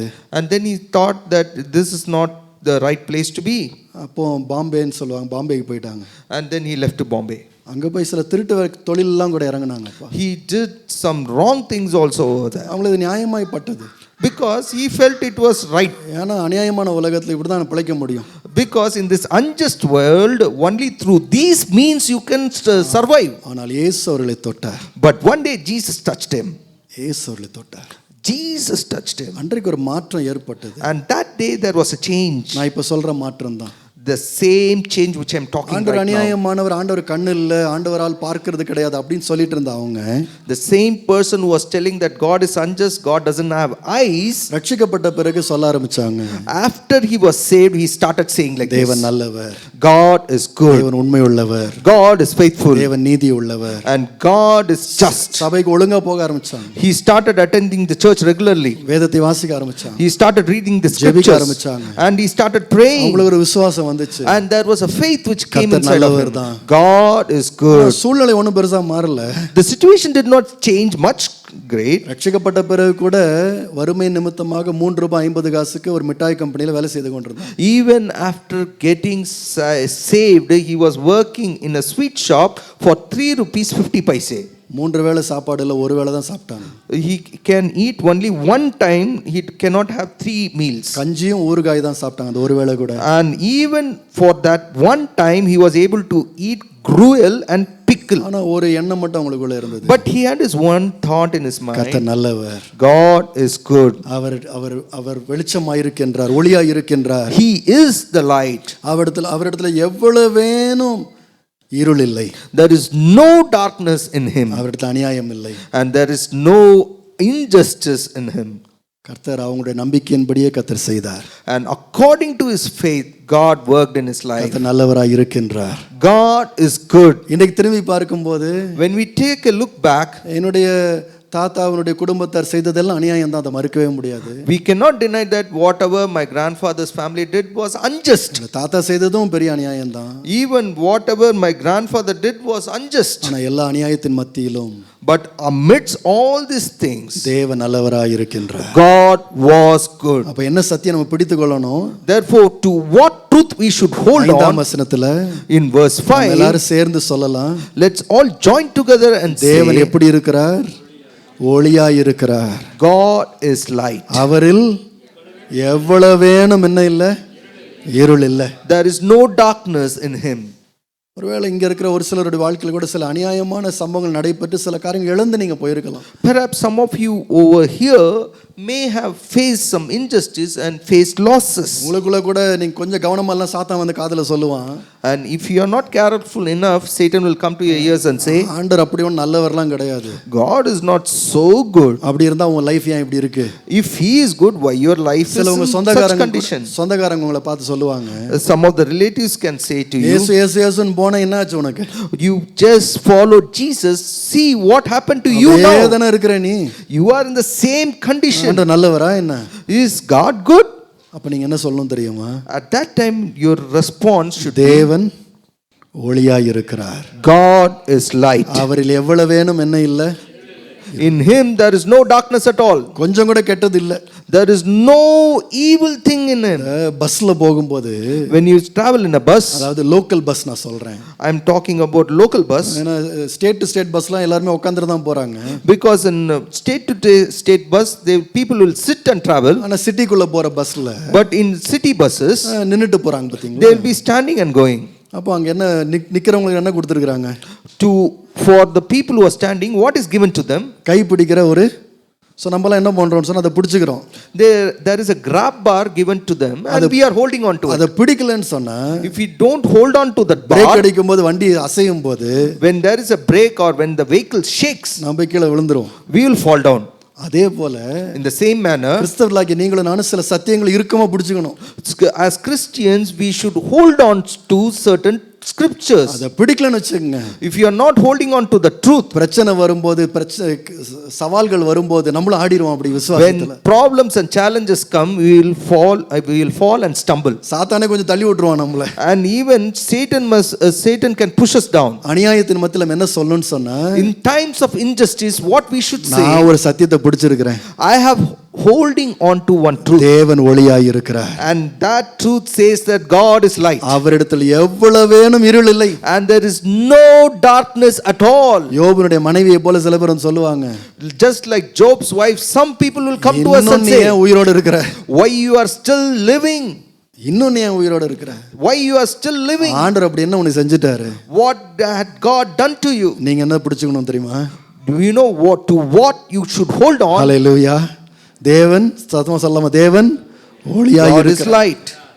அவரிடத்தில் எவ்வளவு வேணும் இருளே இல்லை. In him there is no darkness at all. என் தேவன் நல்லவர் தான், My God is good. என் தேவன் உண்மையுள்ளவர் தான், My God is N faithful. தேவன் நியாயமானவர், And my God is அதை just. மாத்திரம் நான் விடவே மாட்டேன். And I will never abandon or leave it. அதுதான் ஒரு ஆச்சரியமான வசனம் இப்படி சொல்லுகின்றது. And therefore only scripture speaks like this. ரோமர் 12ஆம் அதிகாரம் In Romans chapter 12, 21ஆம் வசனத்தை வாசிக்கும் போது, when you read verse 21, ரோமர் 12:21, Romans 12:21, நீ தீமையினாலே வெல்லப்படாமல் தீமை என்ன பண்ணு, நன்மையினாலே வெல்லு. do not be overcome by evil, but overcome evil with good. இந்த உலகத்துல அநியாய காரியங்களை அடக்கவே முடியாது, அது இருக்கு, காலங்காலமா இருக்கு. In this world we cannot control all these unjust and unruly things. It has been existing since the birth of this world. இதன் மத்தியில தேவன் நல்லவராய் இருக்கிறார் என்ற சத்தியத்தை நான் பிடித்துக் கொள்வேனானால், But amidst this, if I hold on to the truth that God is good, நான் தைரியமா இருப்பேன், I'll be bold, தெளிவா இருப்பேன், I will be with clarity, இந்த அநியாயம் இந்த கஷ்டங்களாலே நான் சோர்ந்து போக மாட்டேன். I will not be discouraged by this unjust things which are happening in my life. இந்த தீமை என்னை தாக்காது. This evil cannot attack me. இந்த தீமை என்னை தீமையான ஆளா மாத்திராது. This evil cannot convert me into an evil person. இந்த தீமை என்னை மேற்கொண்டாது. This evil cannot overcome me. மாறாக நான் என்ன பண்ணுவேன்னா இந்த தீமையை மேற்கொள்ளுவேன். But instead I will overcome this evil. நன்மை செய்து நான் மேற்கொள்ளுவேன். And I will overcome this evil by doing good. So அப்போ எப்படி அந்த தைரியம் வரும்னு சொன்னா முதலாவது தேவனை பற்றி நம்ம நிச்சயமா இருக்கணும். How can we gain this confidence? The first thing is that we should be very sure of God, தேவன் நல்லவராக இருக்கின்றார். that He is good. என்னுடைய ஊழிய காலங்களில் என்னுடைய ஊழிய ஆரம்ப காலங்களில் கூட During the initial days of my ministry, சிலருடைய நடவடிக்கைகளால் நானும் கொஞ்சம் வெறுத்து போயிட்டேன். and because of the conduct of certain people, I was very much discouraged. ஆகவே அப்பாட்ட போய் நான் சொல்லியிருக்கிறேன். And I have told this to my father. ரொம்ப அதிகமாக பண்ணுறாங்க.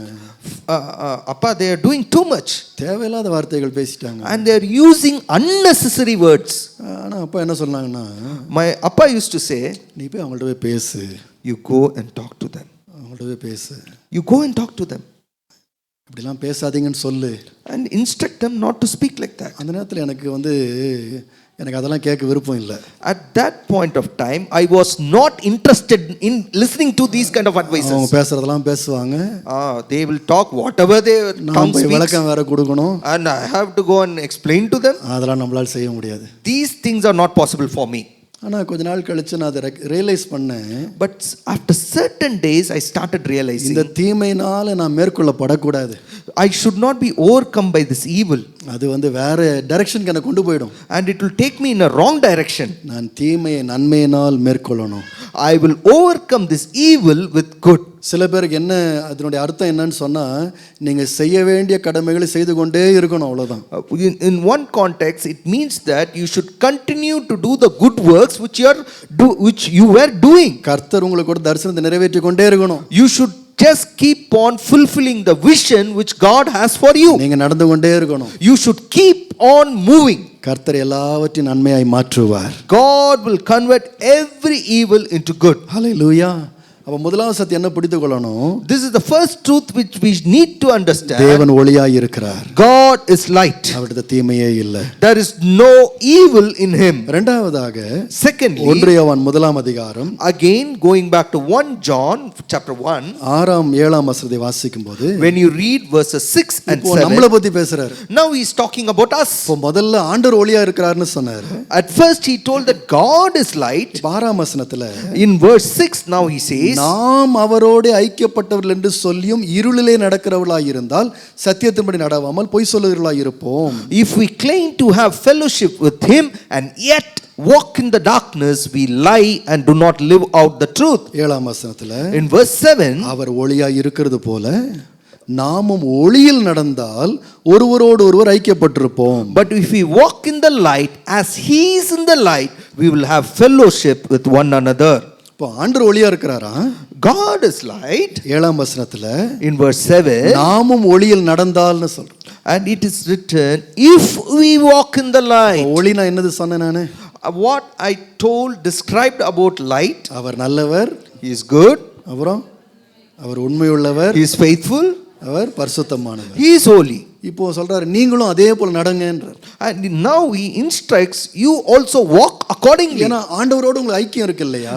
Because you have a fellowship with God. நீங்க என்ன சொல்றீங்க? ஆண்டவரோட ஐக்கியமா இருக்கிற, ஆண்டவர் என்னை சேர்த்து கொண்டா, நான் அவருடைய பிள்ளை ஆயிட்டேன், அவர் தான் என் தகப்பன், அந்த மாதிரி உறவுலாம் நீங்க பேசுறீங்களே. And you claim that you are in relationship, fellowship with God, and you are connected with him. அப்படி ஐக்கியமா இருப்பீங்கன்னு சொன்னா அவரை போலவே இருங்க.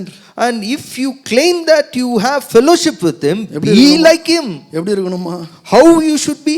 நாமும் நல்லவர்களா இருக்கணுமா? We also should be good. உண்மையுள்ளவர்களா இருக்கணுமா? We also should be faithful. நாம எப்படி இருக்கணும்? பரிசுத்தமா இருக்கணும். And we also should be holy. இங்க தான் கொஞ்சம் கஷ்டமா இருக்கு. And that juncture becomes very difficult for us. ஆண்டவர் ஒளியா இருக்கட்டும், பரவாயில்ல. It is okay if God remains holy. நம்மலாம் அப்படி இருந்தா இந்த உலகத்துல பிழைக்கவே முடியாது. But if we try to be like that, we cannot survive in this world. கொஞ்சம் கொஞ்சம் இருளா தான் இருக்கணும். We also should have a little bit of darkness within us. ஒரு ஆமென் சொல்லுவீங்களா? அதுதான் உண்மையான ஆமென். அவ்வளோ ஒளியெல்லாம் இருக்கக்கூடாது பாஸ்டர் இந்த உலகத்தில். Pastor, தூக்கி மிதிச்சிருவானே நம்மளை போட்டு. we should not live such a life of light. நம்மளும் கொஞ்சம் இருளாக தான் இருக்கணும் இந்த உலகத்தில், அப்போ தான் பிழைக்க முடியும். We also should show some darkness in this world. நான் சொல்லியிருக்கிறேன் நினைக்கிறேன் உங்கள்கிட்ட இந்த சம்பவம். I have already told you this incident. ஒரு முறை ஆவடி சர்ச்சில் என்னாச்சுன்னா, நான் இப்போ 12th கிளாஸ் படிச்சுட்டு இருக்கிறேன். At one time in ACA main church, I was in 12th standard. நான் இப்போ சின்ன பையன், சபை வந்து சின்ன சபையாக இருந்தது.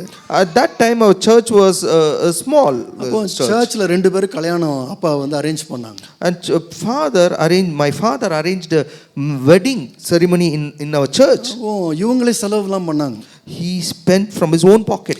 எதிரில் ஒரு சின்ன லேண்ட் இருந்துச்சு, அது வந்து ஃபுல்லாக மேடு பள்ளமாக இருந்துச்சு. அங்கெல்லாம் லாரி வச்சு மணல் அடித்து ரொம்ப செலவு பண்ணி அங்கே ரிசப்ஷன் நடக்கிறதுக்காக எல்லாம் ஒழுங்குபடுத்திட்டாங்க. He spent a lot of money. There was land in front of the church. That land was cleared off with his own money and he conducted the reception over there.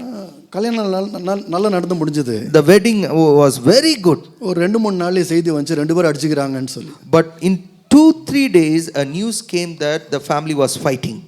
2 ஃபேமிலிஸ்க்கும் உள்ள குழப்பம் வந்துருச்சு. There was a confusion between 2 families. அப்போ அப்பாவுக்கு என்ன பண்ணுறதுனே தெரில. My father did not know what to do. அப்புறம் என்ன நியூஸ் வந்துன்னு சொன்னால் 2 பேரும் கோர்ட்டுக்கு போயிட்டாங்க. And after news came that both of them have gone to court. Police வந்து அரெஸ்ட் பண்ணி கூட்டிகிட்டு போயிருக்கிறாங்க. And police have arrested both of them. அப்பா உடனே பதறி போய் என்ன பண்ணா, நானும் அப்பாவை தான் அப்போ என்னென்னா அப்போ ஒரு சும்மா ஒரு கார் ஒன்று இருந்துச்சு, எடுத்துகிட்டு வேகமாக திருவள்ளூர் கோர்ட்டுக்கு போகிறோம். My father was shaken and we took a sumo car and went to Thiruvallur court. அங்கே வண்டி நிறுத்திட்டு வேகமாக உள்ள எதுக்கு ஓடுறாங்க. And after stopping the vehicle we hurriedly entered inside the premises. 2 விசுவாசிகளை இப்படி பிடிச்சிட்டாங்களே, ஏதாவது பண்ணணும்னு சொல்லி உள்ள ஓடுறாங்க. He was struggling within because 2 believers were fighting within each other. அங்கே கோர்ட் வாசல்ல ஒரு லேடி போலீஸ் ஆஃபீஸர் இருக்கிறாங்க. In that entrance of the court there was a lady police officer. அங்க இருந்து எங்க அப்பாவை பார்த்து போங்க போங்க போங்கன்றாங்க. And she was saying to my father, please hurry up. வெளியே போங்க வெளியே போங்க. Oh, you get out, go out of this place. அப்பா ஒண்ணுமே புரியவே இல்லை, எனக்கும் ஒன்றும் புரியல. We could not understand. My appa was also not able to understand. அப்புறம் அவங்க பக்கத்துல வந்துட்டு சொன்னாங்க. And then nearby she came and told, சீக்கிரமா வெளியே போயிடுங்க. Pastor, you please hurry up and go out of this place. Charge ஷீட்ல நீங்க தான் first accused. In the charge sheet you are named as the first accused. உள்ள வந்தா arrest பண்ணிடுவாங்க. If you come inside you will be arrested. எங்கயாவது ஓடி போய் மறைஞ்சிருங்க. You please go and hide yourself. அப்பா ஒண்ணுமே புரியல, நான் எதுக்கு first accused? And my appa could not understand why I am the first accused. அந்த 2 பேர்ல 2 பார்ட்டியில் ஒருத்தவங்க வந்து அப்பா பேரில் இவர் தான் அப்படி பண்ணார் இப்படி பண்ணார், இதை கேட்க சொன்னார் அதை கேட்க சொன்னார், எதையோ போட்டு இதை என்ன சொல்கிறது, அந்த கோர்ட் கேஸை வலிமையாக்கணும்னு சொல்லிட்டு just to strengthen the court case அப்பா பேரை ஃபர்ஸ்ட் அக்யூஸ்ட் போட்டு விட்டான். they have named my father as first accused, telling lot of stories. எனக்கு அந்த காலத்துலலாம் அந்த 12ஆம் கிளாஸ் படிச்சுட்டு இருக்கிற டைம்லாம் எனக்கு எப்படி மனதில் இருந்துச்சுன்னா, என்ன வேலை வேணால் செய்யலாம், பாஸ்ட் வேலை மட்டும் செய்யக்கூடாதுன்னு ஒரு எண்ணம் இருந்துச்சு. When I was in the 12th standard I had this mindset that I can do any job except pastoral work. ஏன்னா அப்பாவோட இருந்து எவ்வளோ கஷ்டத்தெல்லாம் பார்த்தாச்சு. Because I have seen so much of struggle my appa has faced as a pastor. வழியில் திரும்பி வீட்டுக்கு வந்துட்டு இருக்கும்போது When I was returning back to home, நான் சொன்னேன், I told my father, அதனால தான் சொன்னேன், I told, this is why I told you, பாஸ்டரா மட்டும் இருக்கக்கூடாது, you should not be a pastor. அவங்க சுயநலத்தை பார்த்துக்கிறாங்க. See, everybody selfishly taking care of themselves. நீங்க என்ன தப்பு செஞ்சீங்க? What wrong did you do? 2 பேரை கல்யாணம் பண்ணி வச்சீங்க. You just married 2 people. என்ன பண்ணாங்க பாத்தீங்களா? Now you see what they have done to you. நல்ல பாயிண்ட் கிடைச்சிருச்சு ஆக்சுவலா அன்னைக்கு. I got a very good point to argue on that my case. போட்டு தாளிச்சு வறுத்து எடுத்துக்கிட்டு இருந்தேன். I was just frying my father. ஆனா அவங்க ஒண்ணுமே பேசவே இல்லை. But he never replied even a கடைசியா ஒன்னு single. சொன்னாங்க. At last he told one word. Michael 1000 பேருக்கு நான் உதவி செஞ்சிருக்கிறேன். 1000 பேருக்கு உதவி செஞ்சிருக்கேன். I have helped thousands of people. ஒருத்தர் வந்து இப்படி பண்ணிட்டாங்க. Just one of them did like ஆனா this. 999 பேர் நல்லா வாழ்றாங்கல்ல. But those 999 people are living good. இது பரவாயில்ல விடு. It is okay. எனக்கு விடலாம் முடியல. I couldn't leave it. நம்ம ஒளியிலலாம் நடக்கக்கூடாது இந்த மாதிரி விஷயத்துலலாம். In this area we should not live as a light. ஆண்டவரான பரிசுத்தமா இருந்துக்கிட்டோம். Let God be holy. Our உண்மையுள்ளவரா இருந்துக்கிட்டோம். Let him be faithful. அவர் வந்து நல்லவரெல்லாம் இருந்துக்கிட்டோம். Let him be good. நம்மளாம் அப்படிலாம் இருக்கக்கூடாது. We should not be like that. எனக்கு எரிச்சல் ரொம்ப எரிச்சல் இல்லை. I was just getting overly angry ஒவ்வொரு வாரத்துக்கு ஒரு முறை கோர்ட்டுக்கு போகணும். because every week, once in a week, he has to attend the court. அங்க போனா அங்க உள்ள இருக்க அந்த கிளர்க் இருக்காரு பாத்தீங்களா, அவர் சொல்லுவாரு ஃபர்ஸ்ட் அக்யூஸ் தாமஸ் ராஜ் உள்ள வாங்கன்னு. And that clerk used to call out my appa as first accused. எனக்கு அப்படியே ரத்தம்லாம் கொதிக்கும் அப்படியே. And my blood will boil just hearing that. ஆனா அப்பாவை வந்து இப்படி நடத்துறது பையனுக்கு வந்து எப்படி இருக்கும் யோசித்து பாருங்க. Just think of a son seeing his father being treated in that unfair manner. இந்த கேஸ் போட்ட ரெண்டு குரூப் அங்க தான் இருப்பாங்க. The people who have dragged my father into this court will be sitting there. அவங்கள பார்த்தா இன்னும் எனக்கு கொதிக்கும். And when I see them, my blood will further boil. இதுல ஒரு விஷயம், In that, there is one thing I want to உள்ள share. போறதுக்கு முன்னாடி எங்க அப்பா Before going inside, my father, இந்த ரெண்டு கேஸ் போட்ட ரெண்டு குரூப் இருக்காங்க பாத்தீங்களா, எல்லாம் எங்க சர்ச் விசுவாசிங்க தான். my believers who have waged this case against my father, அவங்கள்ட்ட போய் பிரைஸ் லார்ட் சொல்லணும். and he will go and say to them, praise Lord. எனக்கு கையில எங்கேயாவது ஒரு கட்டையோ எல்லாம் இது இருந்தா மண்டே உடைக்கணும்னு யோசிப்பேன். But I would search for a stick so I can break their head. இவனுக்கு அதுக்கு praise lord, Why he should go and say praise Lord to them? அப்படி என்ன கெட்டு போச்சு? What is the requirement for him to go and say praise கூட Lord? நேத்து நடந்தது போல இந்த ஃபீலிங்லாம் இருக்கு எனக்கு அப்படியே. Still the feelings are afresh in my mind right now. கோவம் எனக்கு. I used to get such anger inside of me. அப்ப திரும்ப ஆர்கியூ பண்ணுவோம் அவங்கள்ட்ட. Again I will argue with my father. நீங்க எதுக்கு இப்ப கையெல்லாம் கொடுத்துட்டு இருக்கீங்க? Appa, why you are going and giving hand to them? எனக்கு அருமையானவர்களே, Beloved, ஆனா என்னோட தகப்பனார் இந்த ஆண்டோட நாமத்தின் மகிமைக்காக சொல்றேன். but for the glory of the Lord I will say this. அந்த பயங்கரமான நேரத்துல ஒளியில நடந்தார்கள். Even in that situation, my father walked in the light. அது எனக்கு ரொம்ப பிரயோஜனமா இருக்குது இன்றைக்கு வரைக்கும். And today, even today, it is very valuable and precious to me. அப்பா வேற மாதிரி நடந்திருந்தா, If my father had walked in a different kind of walk, இன்னைக்கு நான் வேற பாஸ்டரா இருந்திருப்பேன். I would be a different kind of pastor. Rowdy பாஸ்டரா வேணா இருந்திருப்பேன் நான். Maybe I would have become a rogue pastor. உண்மையா சொல்றேன். Truly, I will share this. ஆனா அவங்களுடைய அந்த சுபாவம் என்னுடைய வாழ்க்கையில கொஞ்சமா ஒரு பாதிப்பை ஏற்படுத்தினது. But his nature and behavior impacted my life very differently. இந்த கேஸ் கடைசியா ஓரளவுக்கு எப்படியா சரியா முடிஞ்சது அது. After this case, somehow by God's grace, got solved. ஆனா இந்த கேஸ் போட்டவங்களுடைய ஃபேமிலியில ஒருத்தரா திடீர்னு சாக ஆரம்பிச்சாங்க. But the people who have waged this case against my father, one by one they started dying. என்னோட தகப்பனார் ஒருத்தருடைய மரணத்துக்கும் போயிட்டு ஃபியூனரல் இவங்க நடத்தி வச்சாங்க. And he went and conducted the funeral ceremony each time when somebody died. அங்க போய் சொல்ல நீங்க எனக்கு விரோதமா பண்ணீங்களா அதனால தான் இந்த சாவு வந்துச்சு அப்படிலாம் சொல்ல. He did not go and say that you did this against me and therefore only this curse have come upon you. கனமான விதத்துல மரியாதையான விதத்துல அவங்களுக்கு ஃபியூனரல் நடத்தி கொடுத்தாங்க. He honored them and conducted the funeral in an honoring way. எனக்கு அந்த இளம் வயதுல இதெல்லாம் வந்து எனக்கு வந்து ரொம்ப கஷ்டமா இருந்தது. When I was young, I was unable to digest these things. நான் கர்த்தருடைய கிருபையில நான் சொல்லுகிறேன் இன்றைக்கு அது எனக்கு பிரயோஜனமா இருக்கின்றது. But by God's grace I will claim now that today it is very useful for ஏனென்றால் me. தேவனோடு ஐக்கியமா இருக்கிறவன் Because one who has a relationship with God, இருளில நடக்க மாட்டான், he will not walk in darkness, ஒளியில நடப்பான். he will walk in light. ஹல்லேலூயா. ஒளியில நடப்பான். He will walk in light. ஏன்னா இருள நடக்கிறவங்க இருக்கிறாங்க நிறைய பேர். Yes, there are many people who will walk in darkness. அவங்க கொஞ்ச நாள் அப்படியே மேல பறக்கிறது போல இருக்கும், ஆனா திடீரென்று கீழே வருவார்கள். For some time they might feel they are on cloud 9, but one day they have to touch the ground. ஆனால் ஒளியில நடக்கிறவர்கள், But those who walk in the light, ஆண்டவருடைய ஐக்கியத்துல இன்னும் வளர்ந்து கொண்டே இருப்பார்கள். they will be growing in their relationship with God. அதுல இன்னொரு வார்த்தை இருக்காங்க.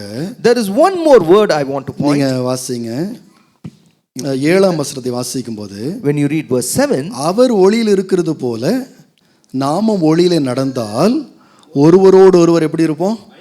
ஐக்கியப்பட்டிருப்போம். but if we walk in the light as he is in the light, we have fellowship with one another. ஒளியில நடக்கிறதுனால ஒரு பெரிய அட்வான்டேஜ் இருக்கு. There is a great advantage of walking in the light. அநேகரோடு கூட ஒருவரோடு ஒருவர் நம்ம எப்படி இருப்போம்? ஐக்கியமா இருப்போம். We will have fellowship with one another.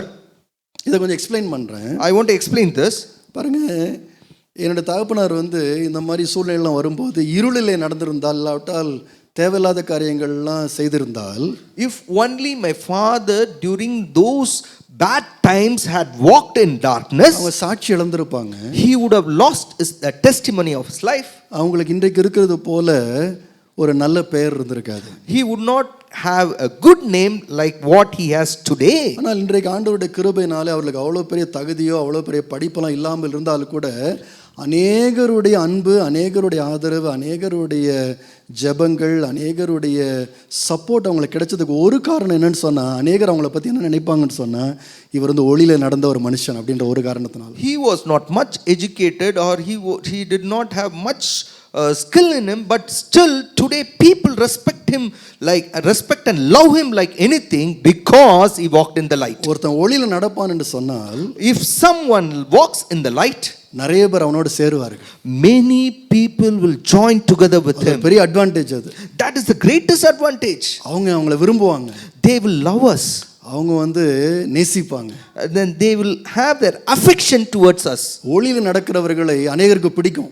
And those who walk in the light will be liked by many people. அதுதான் என்னோட தகப்பனாரோட லைஃப்ல நான் கற்றுக்கொண்டேன். And that's what I learned in my appa's life. எத்தனையோ முறை அவங்க வந்து இருளில் நடக்கிறதுக்கு வாய்ப்பு கிடைத்தது.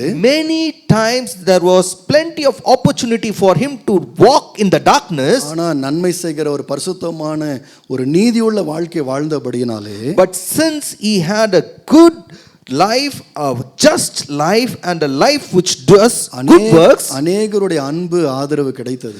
he gained the trust and support of many people.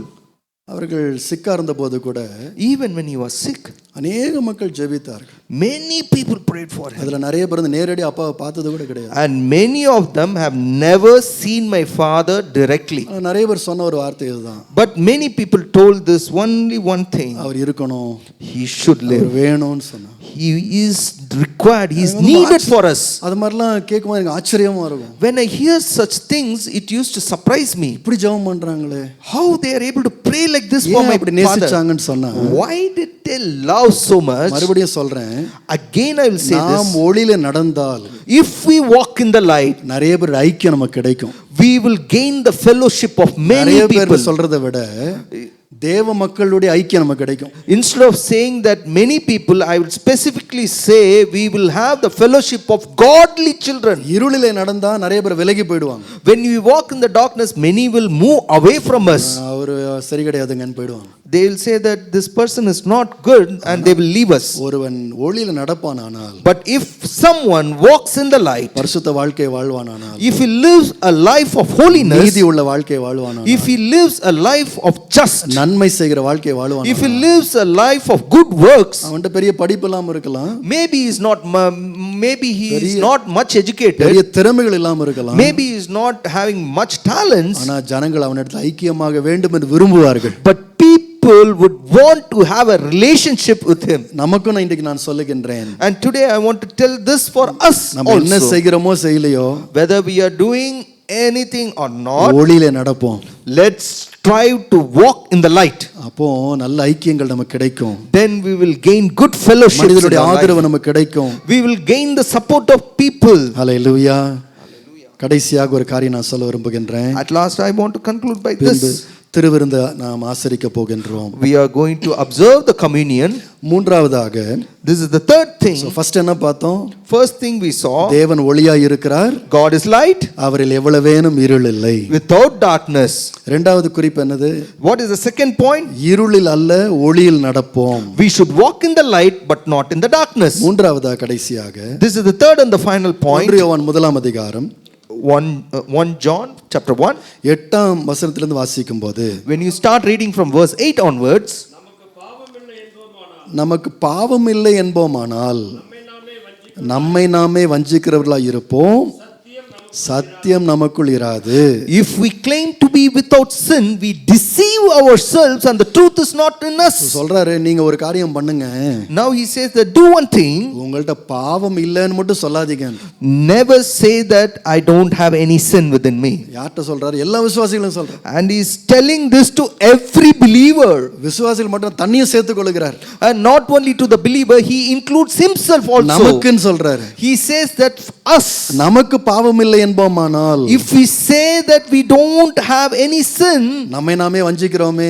we are deceiving ourselves. இன்னைக்கு செய்தியின் தலைப்பு என்னன்னு சொன்னா, The topic of the sermon today ஒரு is தெய்வீக நடக்கை. a godly walk. ஒரு தெய்வீக நடக்கை, A godly walk. தெய்வீக வாழ்க்கை வாழ்றவங்க It is the one who is claiming to live a godly life. எப்படி இருப்பாங்க தெரியுமா? Do you know how their life will be? மூன்றாவது குறிப்பு, This is the third point. உண்மையாய் நம் பலவீனங்களை ஒப்புக்கொள்வோம். They will honestly acknowledge their weaknesses. அவங்க என்ன சொல்ல மாட்டாங்க, என்கிட்ட பாவமே இல்லைன்னு சொல்ல மாட்டாங்களா? They will not claim that I don't have any sin. அவங்க தங்களை வஞ்சித்துக் கொள்ள மாட்டாங்க. They will not deceive themselves. அவர்கள் 9ஆம் வசனம் இன்னும் ஒரு படி மேலே போய் சொல்றாரு, நம்முடைய பாவங்களை நாம் அறிக்கையிட்டால், If we confess our sins, என்னவா பாவங்கள் இல்லைன்னு சொல்றாங்களா? பாவங்கள் இல்லைன்னு சொல்ல மாட்டாங்க. they will not say that I don't have any sin. இன்னொரு படி மேலே போயிட்டு A step ahead they will say, தங்களுடைய பாவங்களை அவங்க அறிக்கையிடுறாங்க. they will confess their sin. யார்கிட்ட அறிக்கையிடுறாங்க? And to whom they are confessing? நம்ம பொதுவாக சொல்லுவோம், ஆண்டவர்கிட்ட அறிக்கையிடணும்னு சொல்லுவோம். In generally we say that you should go and confess to God. 9ஆம் வசனத்துல ஆண்டவர்கிட்ட அறிக்கை பண்றதை பத்தி போடலாங்க. But in verse 9 it doesn't talk about confessing our sins to God. எப்படி ஆரம்பிக்கிற, நம்முடைய பாவங்களை நாம் அறிக்கையிட்டால், It says that if we confess our sins. இதையும் நான் கொஞ்சம் அப்பாவோட லைஃப்ல இருந்து விளக்கி முடிச்சிடுறேன். I want to explain this by quoting my father's ரொம்ப life.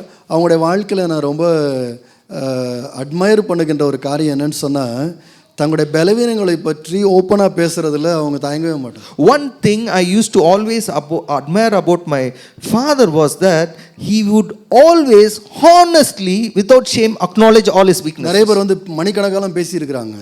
And many people have spoken hours together. அவன் பாட்டுக்கு எந்த ஃபில்டருமே இல்லாமல் பேசிக்கிட்டே இருப்பான். And they will be speaking without any filter. இவர்கிட்ட இதுதான் சொல்லணும், அவர்கிட்ட அதான் சொல்லணும், எந்த இதுவுமே கிடையாது. எல்லாம் அப்படியே கொட்டி தீர்த்துட்டே இருப்பான். He will never keep things to himself and he will pour out from his heart. சில நேரத்தை சொல்லுவாங்க, நான் கூட இந்த முட்டாள்தனமா அந்த ஒரு வேலை பண்ணிட்டேன்னுவாங்க. And sometimes he used to openly say that even I have done this foolish thing.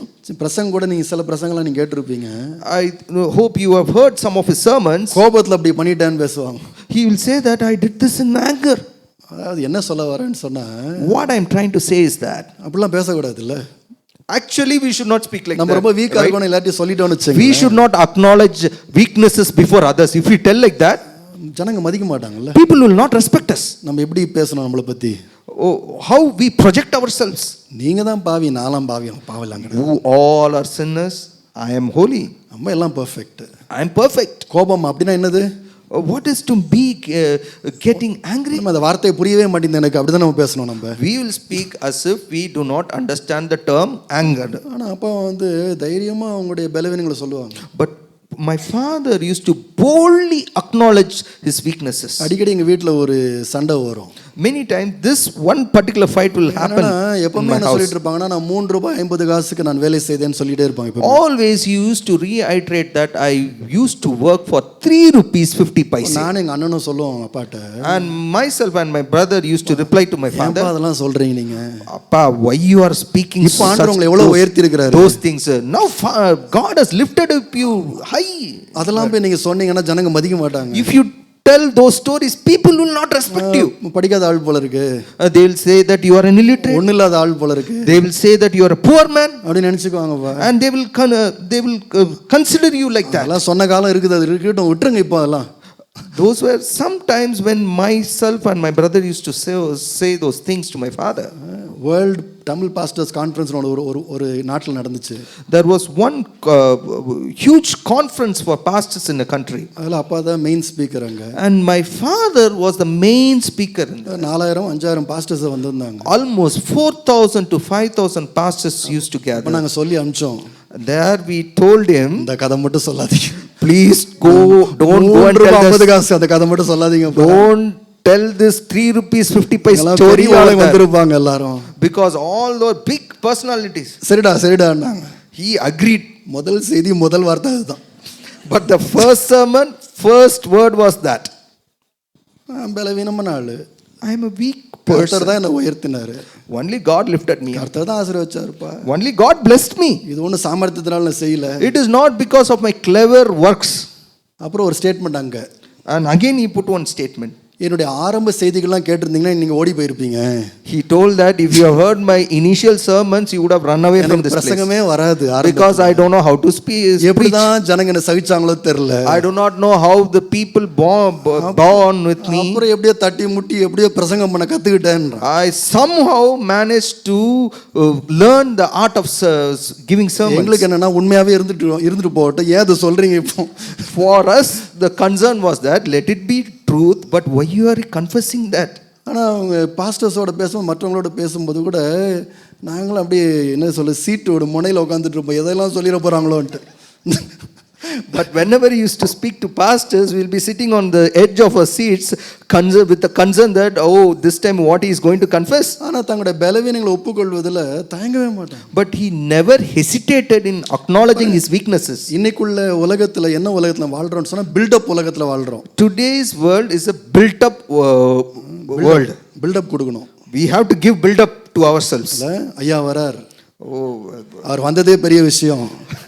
அவர் ரொம்ப பிஸியானவர். he is a very busy person. அவர் வந்திருக்கிறார் என்பது நமக்கு எல்லாரும் கிடைச்ச ஒரு பெரிய பாக்கியம். It is a great privilege that he is amidst us. உட்கார்ந்தெல்லாம் கை தட்டாதீங்க, எளிமை நின்று கை தட்டுங்க. Don't sit and clap the hands, stand up and clap the hands. அவருக்கு ஒரு சால்வை கொண்டு வந்திருக்கிறோம். And we have got a shawl for him. அவருக்கு சந்தன மாலை போட போறோம். We are going to put a sandal garland to him.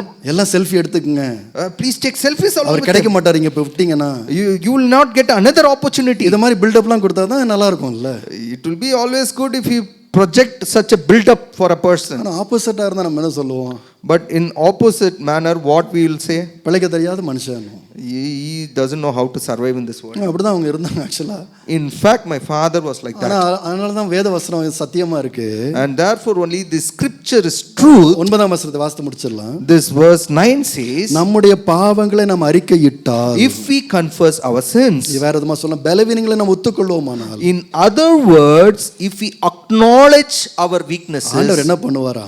what God does, பாவங்களை நமக்கு மன்னித்து எல்லா அநியாயத்தையும் நீக்கி நம்மை சுத்திகரிப்பதற்கு ஒரு உண்மையும் நீதி உள்ளவருமாய் இருக்கிறார். He is faithful and just and will forgive us our sins and purify us from all unrighteousness. நடிச்சு காலத்தை ஓட்டலாம்.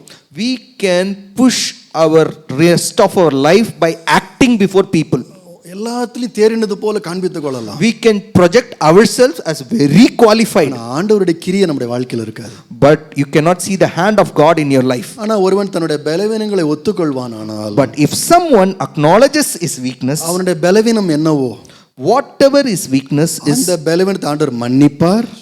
God will forgive that weakness. அதை நீக்குவார். He will remove that. சுத்திகரிப்பார். He will purify him. ஆண்டவர் அவனை உருவாக்குவார். And he will mold him. Hallelujah.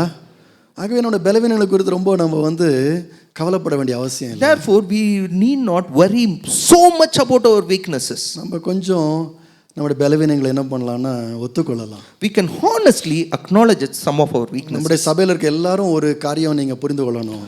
All of us in the church should understand this one thing. நம்மலாம் யார் தெரியுமா? Do you know who we are? உங்களுக்கு ஒரு புது title கொடுக்க விரும்புறேன் நான். I want to give a new title to. கொடுக்கட்டுமா? புது டைட்டில்? நான் சொல்ற டைட்டில் நீங்க ஏற்றுக்கொள்வீங்களா தெரியல. I do not know whether you will accept this title or not. இங்கிலீஷ்ல முதலாவது சொல்றேன். I want to tell this in English. I am a blood washed sinner. நான் இரத்தத்தால் கழுவப்பட்ட பாவி. I am a blood washed sinner. நீங்க title ஏத்துக்கிட்டீங்களான்னு தெரியறதுக்காக நீங்க சொல்லணும்னு நினைக்கிறேன். If you have accepted it, you can confess this. நான் இரத்தத்தால் கழுவப்பட்ட a blood washed sinner. இரத்தத்தால் கழுவப்பட்ட வரைக்கும் நல்ல வால்யூம் நல்லா இருந்துச்சு, பாவின்றது கொஞ்சம் கம்மியாயிடுச்சு. இதுதான் நம்ம. This is what we are. ஆண்டவர் இரத்தத்தால் கழுவினார் தான். Since God has washed us in the blood, இன்னும் கொஞ்சம் பலவீனம் இருக்க தான் செய்யுது. Yes, there are some weaknesses. அதை ஒத்துக்கொள்வது எனக்கு எந்த விதமான ஆட்சேபனையும் இல்லை. But I have no apprehension in confessing that. அந்த ஆட்டிடியூட், அந்த மனநிலையில் இருக்கும்போது தான் நான் ஆண்டவருடைய கிருபை இன்னும் தேடுறேன். But only if I am in that kind of attitude, I seek God's grace further. தேவனுடைய கிருபையை நான் தேடுறேன். I further seek God's grace. கருமையானவர்களே, நம்முடைய பலவீனங்களை ஒத்துக்கொள்வதில் நம்ம தயங்க வேண்டாம். Let us not be hesitant in accepting, acknowledging our weaknesses. பெரிய ஆட்களை போல காண்பித்துக் கொள்ள வேண்டாம். Let us not project ourselves a great person. சில பேர் நடக்கிற விதமே பார்த்தாலும் ஒரு மாதிரி இருக்கு.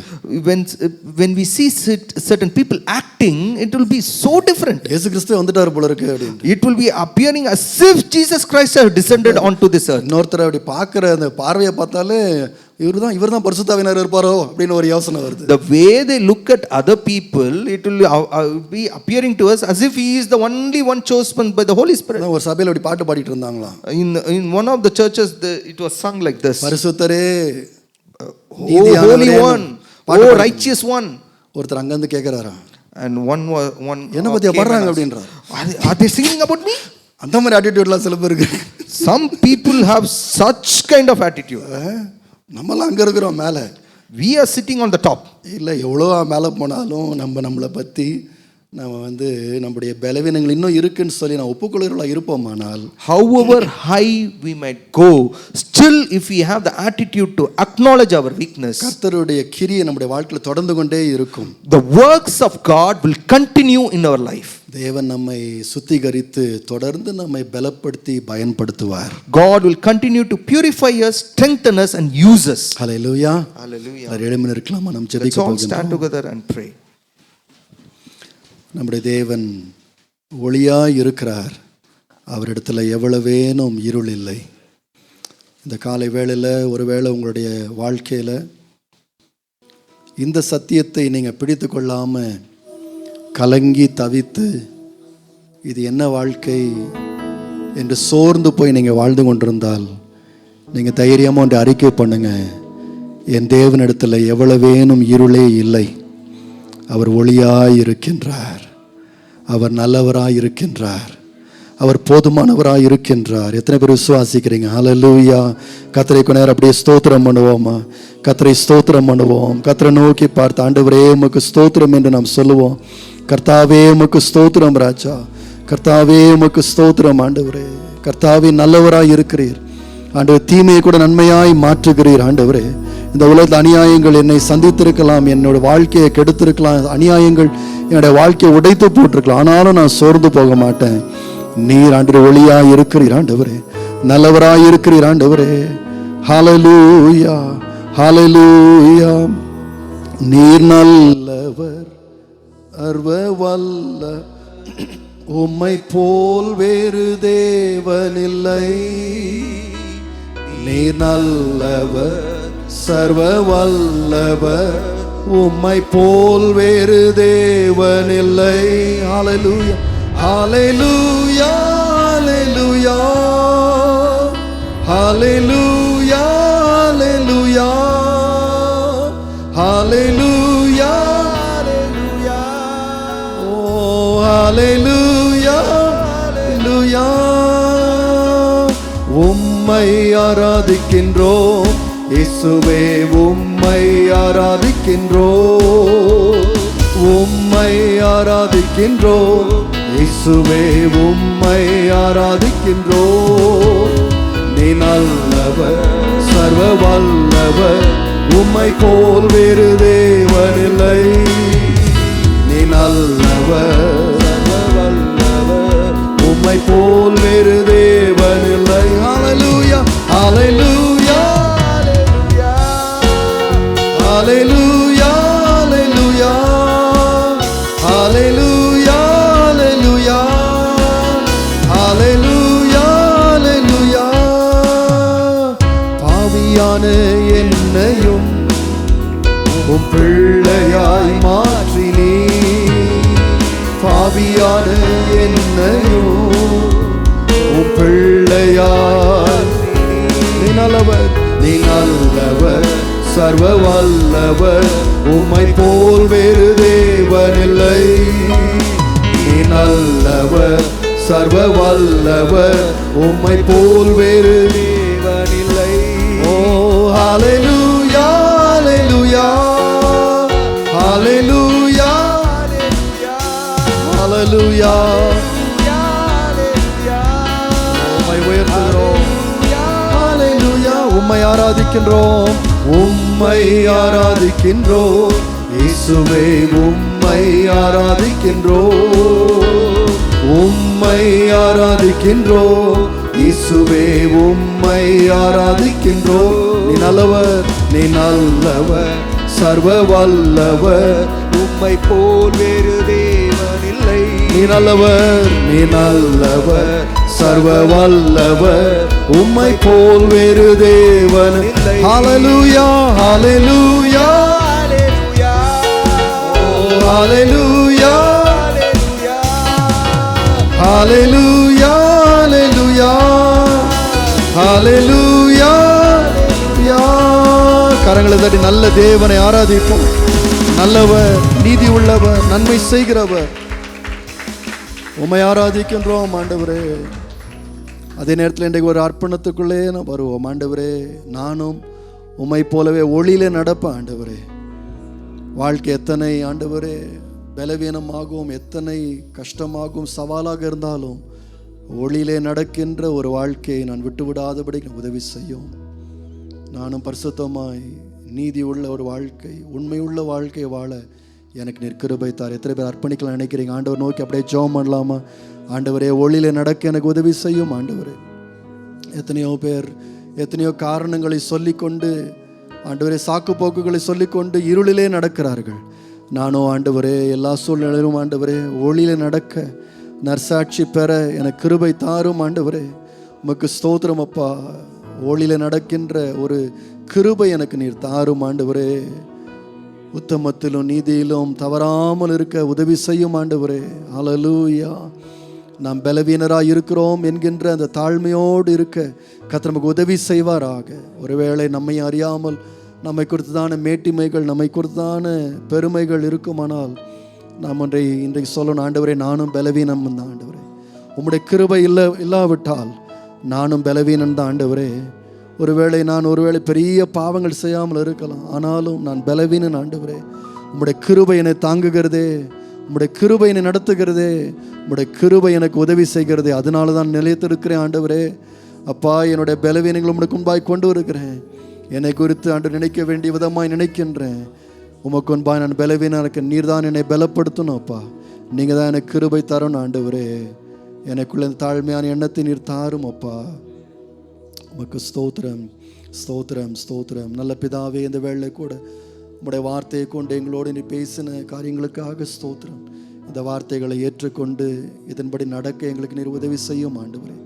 உம்முடைய வல்லமுள்ள நாமத்தை மகிமைப்படுத்தும் கிருபை தாரும். இயேசுவின் நாமத்தில் பிதாவே, ஆமேன்.